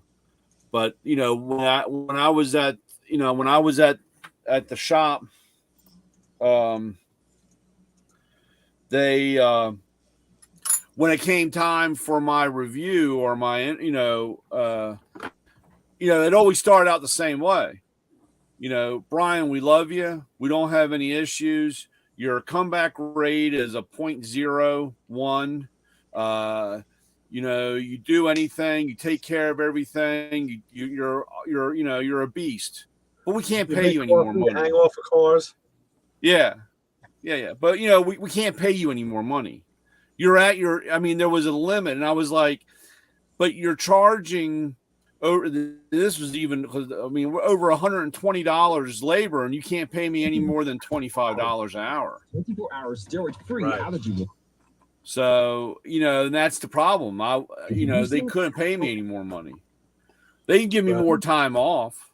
I had 3 weeks vacation. I had X amount of time. But I didn't take it because I wanted to work. So, it didn't really work.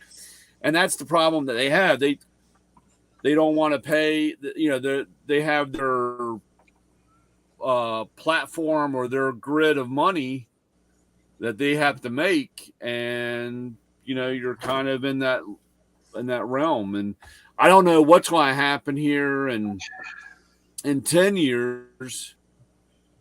Because I've already seen such a decline in people. People coming into this field that in 10 years, I don't know what they're going to do. And I do have to say a lot of these cars have now become componentized. They just replace a part. They don't fix anything. They have you have a transmission problem. It's a valve body assembly that goes in. You're not replacing just one piece anymore, taking anything apart. So I guess any idiot could just change a part. That's what I guess they're hoping for. To your point, Brian, you said earlier, I remember the popular saying used to be, well, son, the world needs ditch diggers too. Yeah. It's true. Everybody wants to work remote. Nobody even wants to go into work anymore. That ditch digger thing, my dad used that all the time with me. Yeah, that's a good one. And the thing is, my dad had several sayings. One was, if you're going to do it right or don't do it at all. To this day, I can hear it in my head. He'd say, it doesn't matter if you're a janitor or a ditch digger. He goes, you be the best damn janitor or ditch digger you can be. It instilled a sense of pride. There's a new thing going on. They're talking about, I think it's called slow quitting. And it's where you're not happy with your pay. You're not happy with your quote unquote treatment or whatnot. And so you show up to work, you don't quit, but you just do the very bare minimum. There's no pride or sense of pride in your work. There's no sense of, my dad also had a saying. He'd say, and I was so proud to hear my daughter say it. I think I heard my son say it. Both of my boys say it too, but it was, they're not handing out free paychecks. Yeah. They got a job they need done. You go do your job and you earn the paycheck. They don't have free money to give away. There's no free money. You go earn it. If they want, if they want you to take the trash out and that's not your job, but it's a manager, that's the other thing. The chain of command. He said, if a manager comes up and says, hey, empty this trash, and you're like, well, that's not my job. And my dad would say, hey, you can pipe up with that, but if they don't back down, and you don't be a jerk about piping back, you just, hey, I work on this over here. If they say it doesn't matter, take it out. You pick it up and take it out. You're not. Don't put your head in the clouds or your nose up in the air. Isaac, one thing I got to say is the more through the weeks, as you've talked about your dad, I think I would have gotten along real well with that man. I think it would have been a real good fit, But yeah, he was very like I said, he was a preacher. He was former military, so there was a lot of structure and strictness. But there was a lot of, he'd give you the shirt off of his back. When I say he was a preacher, he walked what he preached. I mean, 100%, he walked what he preached. But now, he'd give you the shirt off his back, but he was very, very serious about the work he did. He was and he was not a BSer. Right. I mean, I think he would have gotten. I mean, there's sometimes you'll be talking, Ray, and it reminds me of things, just a characteristic in you. It reminds me of my dad. Just something. I think you would have gotten along with him real well. He's very. I mean, to me, he was a man's man in the sense that, I mean, he led by example. Well, I take that as a compliment, because I get that from you. I can channel. I'm channeling him through you, and I wish I could have met the man. But the other thing, I guess it's safe to say, it's after midnight, so I can say it now. When you're saying that, there's no free money, no free paychecks, would someone tell our government that? Would someone tell the guy at the top that? Because they're hemorrhaging money by the trillions to everybody. This whole deal now. See, now I'm channeling John. This whole deal with that, like with this oil now. Biden released 15 million gallons of oil. Yeah, you know what? Barrels of oil. Trump amassed, I think, 400 million barrels of oil, and he did it at $20 a barrel. Biden say, well, we'll replenish it. Yeah, now oil's $120 a barrel. So what are you gonna release it before the midterms to boost your rating, and then spend more of our money to replace it? Like, no, open the freaking pipeline. That's all you got to do. Open the freaking pipeline. Yeah, no free money. Well, it's funny for me, or in this area,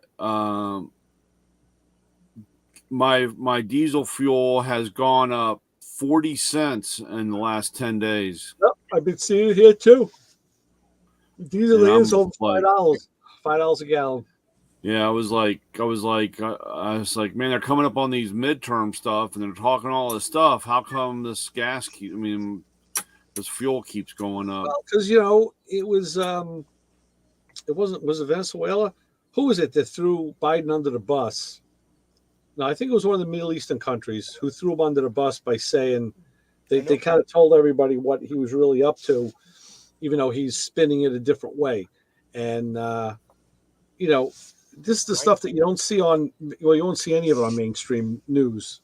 They just bury it. At one point they said it was either Saudi Arabia or OPEC, but they had said something. This was early on when he went to them asking or begging for them to increase the barrels per day. Yeah. And they told him no deal. And they made a statement that they said, this is not, don't be angry at us. It's not, we didn't do this. It's done. And the way they said it, I mean, they kind of danced around it, like any country would, but they said, it's done internally. That's a you problem, not an us problem. Right. I mean, and I know, I think it was Venezuela that also had some, fired off some feedback, which is that's what needs to happen. This should have happened a while ago. This stuff has to come out. I mean, the people that don't believe it are never going to believe it, and they're gonna back it till the day, and they'll be, hopefully they'll be crying, because that's exactly what they'll do. They'll put their heads in the hand. That's typical of the generations of kids they've spawned, where they'll just put their heads in their hands and cry and want to go to a safe room. It's like, hey, you got hit in the nose. You know what? Yeah, it sucks, doesn't it? Well, buck it up, Bucky. Learn how to duck, learn how to jab, learn how to block, learn how to do something. Don't just sit there and be a target. But something I shared with the kids, and it was Dr. Martin Luther King had a saying, if you can't fly, run. If you can't run, walk. If you can't walk, crawl. But keep moving forward or progressing forward. I forget the exact ending of it, but the attitude behind it is you don't give up. Right. You get up, you keep moving. My Nana lived to be 107 years old. I might have said that before, but her thing is every day she'd get up, she'd work on the house, she'd clean, she'd go out and water. She kept moving. That's what kept her alive. I mean, everybody asked, well, how did you last so long? Well, the other thing was she just didn't want to die. I mean, that she had conversations with my mother, but the thing is she had a purpose. If it was to get up and water the plant, if she dies, nobody's going to water the plants. So she'd get up and water the plants, or, she kept busy. And as she got up in age, those things got smaller and smaller, but she always found a reason to get up and do something. Right. It's, and the other thing I can't stand is, since we're coming up on midterms and stuff, is when these politicians get on TV and they start talking about, I know how it is to struggle. And I know, and, growing up, and it's like, wait a minute, when did you ever work? Not all of them, but some of them you can look at and say, when did you ever work a regular blue collar job, even a white collar job, regular Biden job? pulls that one all the time, trying to be like from the hood, like one of the boys. Oh gosh. No, dude. Yeah, I think there was something on the internet a couple weeks back that joke making fun of him, that he was basically saying he was Puerto Rican. Right. Right. Well, that's like you said. It's like you said, Isaac. When we had our Burtonsville Day parade thing, and all the politicians are walking around and shaking. Of course, they wanted to shake hands and kiss babies and so forth. And I always asked them. I said, "Hey, how much is a gallon of milk?" A what? And they would look, and I would always stop them. They would say, "What?" And I said, "Yeah." I said, "You're saying that you're one of the people, and you're here for us. How much is a gallon of milk?" I don't understand what that has. I said, "You have no concept of what we're going through. No clue." I said, "You can't tell me how much a loaf of bread is, or how much a gallon of milk that I have to feed my family with." Right. Or at least tell me why the hell everything's got to be damn pumpkin spice. Bastards. Blame the millennials. Yeah. Well, I'm gonna tell you, here, if you're up on high, if you were brought into a family with a silver spoon, we've heard stories of different people that have had that, and they've come down from up on high, so to speak, to get to know and be real people. Their nose isn't up in the air. Now, there's the difference too. But to give an example of somebody that I've heard stories about, that I thought, this is a real guy. This is and unless stories come out that say different, but and obviously he grew up working probably regular jobs and stuff, but Lee Marvin, the actor, yeah. He got a house in Tucson, and see, a lot of the old Westerns were filmed here way back. But he had a house here, and people said that, I've heard story after story, that he'd drive down, and he had a nice house, I guess, up in the foothills, but he'd drive down in his Ford pickup or his Chevy pickup truck, and he'd go down to the feed store, or he'd go down to the local hardware store, and you could approach him. You could talk, and if there's stories of people being broke down on the side of the road with their hood up, and he'd pull over and help them out. What do you need? You need gas? Here, hop in. Let me take you down. Let's get gas. Or pop the hood. Let's see what's going on. See if we can get you on your way. There's stories, he'd go into, there was used to, I don't know if it's still around, but there used to be a local Western store. He'd go in there and go shopping, and people would, oh my gosh, hey, it's, Lee Marvin or Mr. Marvin or whatever. And he was normal, again, Adam Sandler's another one, there's stories of Adam Sandler that, I know when he's come through here, and there's a couple steakhouses here he stopped at, and people go take pictures with him, and they say he's as normal as can be. And in fact, I've heard stories of when he's picked up by car here. I can't say how I know, but when he's picked up by car here, he's in a sweatshirt, depending on the time of year, obviously, but he's in sweats and regular street clothes, and he'll set up. I was told they had to quit ordering him a limo because he would want to sit up front with the driver. And he got to know the drivers and would be like, how's your kids? How's your wife, your family? Just approachable, normal, you know? So in that sense of it, there's no excuse or reason why a politician can't be for real either. Yeah, well, you know what it is? They grow up in a phony baloney world, insulated. I think of the Kennedys, and it's very insular, and it's everything is kept under tight control, and everything is done for the public, and it's all about perception and how so it's not really the way things are behind closed doors all the time, obviously. And I think when you live like that, after a while, the lines bleed. You don't know it's like an actor gets into character. They have sometimes trouble getting out of character. They become that person.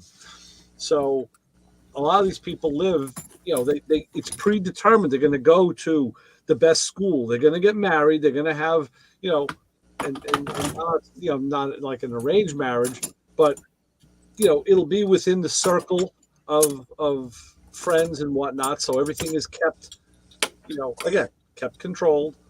And it's obviously not the world that we're living in, but that's what they do. Well, I think that's why Trump won in 2016, because here came a guy that, he was Trump the billionaire or whatever, but he was saying it. He had that New York attitude today. I'm just going to say it how it is. And I think a lot of people. That's why through history, most New York politicians will never get elected for higher office because people don't want it. They shun that, just like maybe some of the guys from the Midwest may be too laid back or too nice.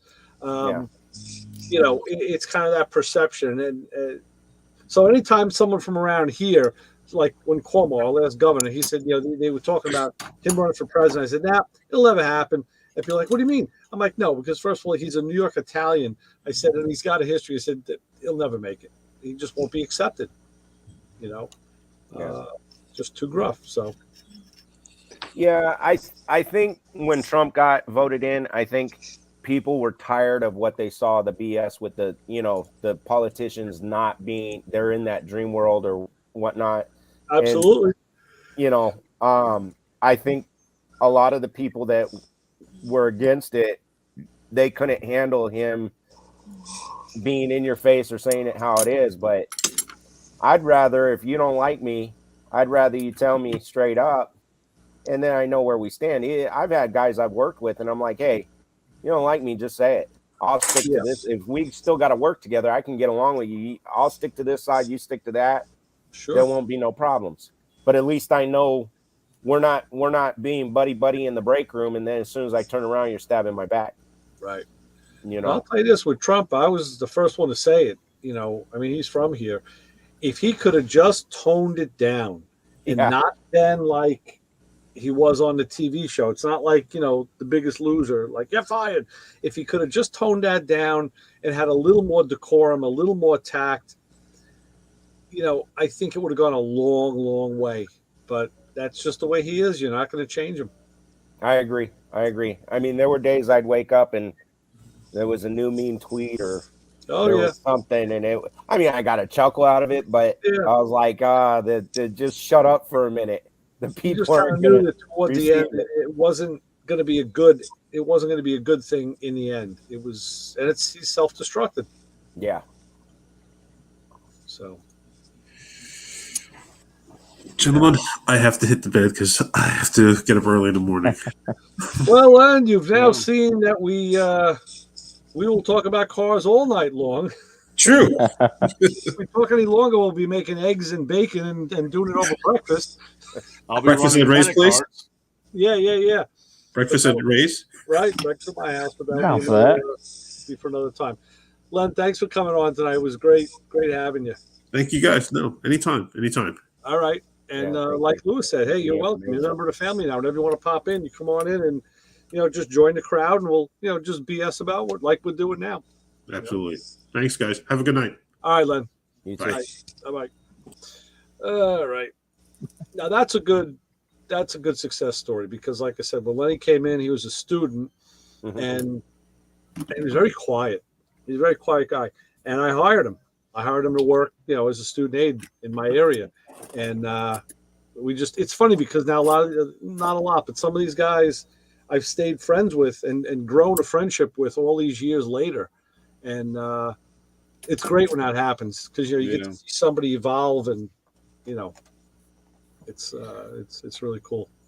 Very good. Yeah, it's like you said, you get to see somebody evolve and you get to see the success. You feel it feels good.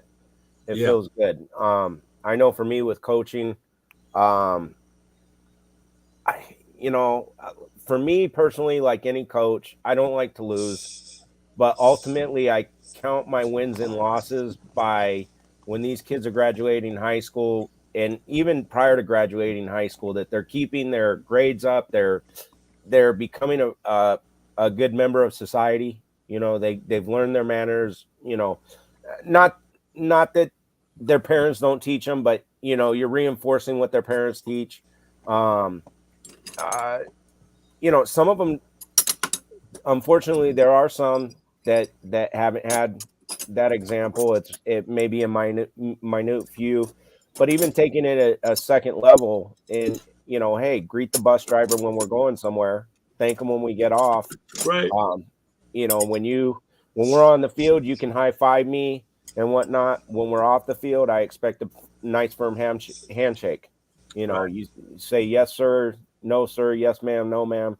But again, like I said, outside of just the games, because you win some, you lose some, is just the reality of it. My wins and losses I count when I see these kids successful, in some way, shape, or form. Yep. So what got you into coaching instead of preaching? Well, actually, it's almost kind of like it is preaching. It is. So, I wasn't in high school. I wanted to play football. My parents didn't want to let me play football because I had when I was 3 years old, my father and I were in a car accident. He had a Porsche 914 himself, and I had 3 of my thoracic vertebrae were compression fractured. Oh, wow.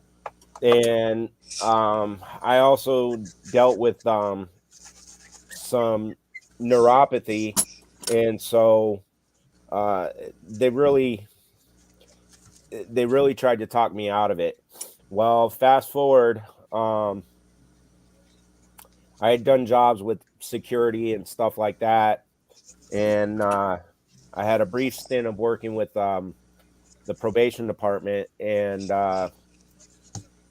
I thought, after that, what can I do? I've always liked sports, and I mentioned, it's funny because I did mention to my dad, I said I'd like to get into coaching. He says, "You never played, you can't coach." Oh. And I just started surrounding myself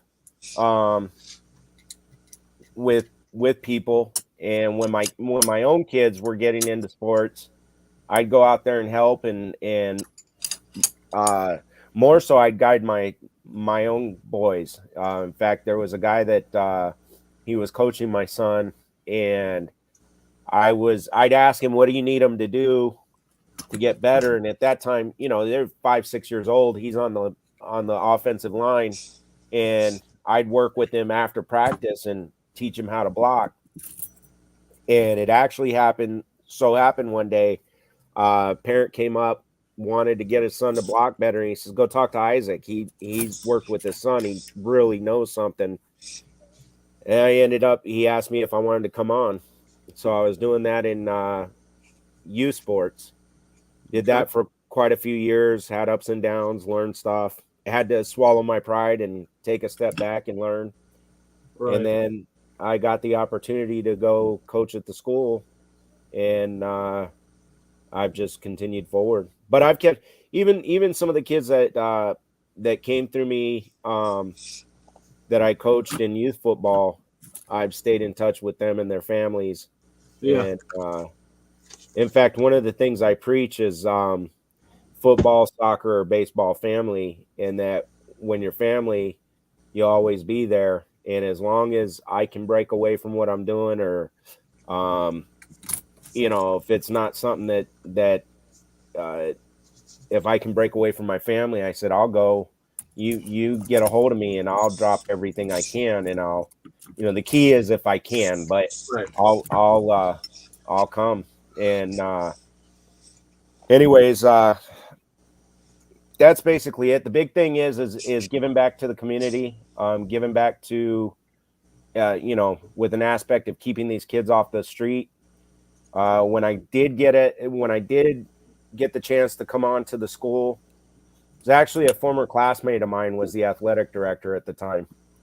And he also referees, and he refereed one of my spring youth football games. And he said, I really like how you work with these kids, and I like what you do. And I said, well, bring me on. And he kind of thought I guess he thought I was joking. And I saw him a little bit later, and I said, hey, I'm serious. If you get any openings, bring me on. And that summer, he called me, say he had an opening, told me what to fill out, where to go, what to do. And that fall, I came on. And one of the best things that ever happened, my dad had a stroke. That obviously wasn't the best thing. But he had a stroke, and my sister started to keep him busy and occupied. She started bringing him to my games. In our last football game of the season for the school, we do at the high school under the lights against our rival school, which both schools feed the high school. So it's a big thing, for all the kids and everything. And that first season with the school, my dad came and watched, and he was able to come on, be put on the track right behind the sideline with the in his wheelchair. And one of the best things afterwards, we won that game, but afterwards I told the kids, I said, see that man right there? That man's my father. He's the one that taught me everything, and how to teach you, and how to be a man. And the kids all lined up, shook his hand. And when I went over to see him, he was crying tears of joy, and hugged me, and he says, this is the proudest moment of my life. You did it. You became a coach. Nice. And he said, because he knew the conversation we had where he says, you'll never coach, Yeah. So I mean, he had come with the youth games and stuff, but the biggest thing is that high school and the middle school. Now, I didn't go to that middle school, but that high school I did. And actually, my mom is class of '59 for that high school. But I went to the same high school as my mother. But I know I grew up in that neighborhood. I know that neighborhood. So that also, there's a sense of pride of giving back, and then keeping these kids occupied off the street. I'm always trying to do something. In the summer, I try to help out if I can at the high school with their summer stuff for football.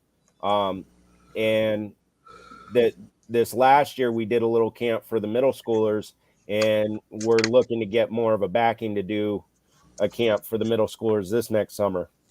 So I'm pretty much busy all the time with it. Yeah. But like you said, as far as preaching, it's an opportunity. So, well, let's put it this way. There's a preacher I listen to, and the best way I can sum it up is he says, sometimes the only Jesus somebody will see is the Jesus in you and the Jesus in me. You don't have to beat down somebody's door and preach at them. You just live your life like Jesus would, as best as you can. And that's the example you give forth. And, because especially with the school, Church and state, we can't really talk about that stuff. Plus, kids come from all different walks of life, whatever their parents are in. So I just try to be the best example that I think, Jesus would be. And that's how I coach, I mean, no, don't get me wrong. I get wound. I get wild, and I'm loud. I holler and stuff. But even if a kid makes a mistake and I take him out, I'll try to talk to him, coach him up, and I'll say, hey, we messed up on that one. Get ready. Think about it. I'm going to get you back in. Let's make up for it. Yeah. Good. So positive direction. Like you said, you got to move forward. You know what? You had a setback, made a mistake, screwed up. Okay. Now let's figure out how to overcome that next time, not do that, and move forward. Well, yeah, like you said, a lot of that comes also. A lot of people can't. They feel they can't make a mistake, and that's the way we learn. Yeah. And that's where we've made a mess in this whole society about, because like I said, when I talk to my kids or talk to younger guys, they say, "Oh, I might mess up." Well, that's okay because that's the way we learn. Mm-hmm. And it's very hard for people because they got they get this whole thing, especially if they're being beaten from a parent or whatever about being perfect and you can't make a mistake, or my kid wouldn't do that. That's that's a lot of the problems with that, because I see that all the time. And like I said, I have people say, "Man, you're the first one to say that you made a mistake," and I said, "Well, dude, that's the way you learn." And that's the thing too. I mean, I try to teach them, like you said, mistakes happen. Nobody's perfect. I use statements like, nobody's perfect. If you're perfect, let me know what planet you come from, because that's not, humans aren't perfect. We all make mistakes.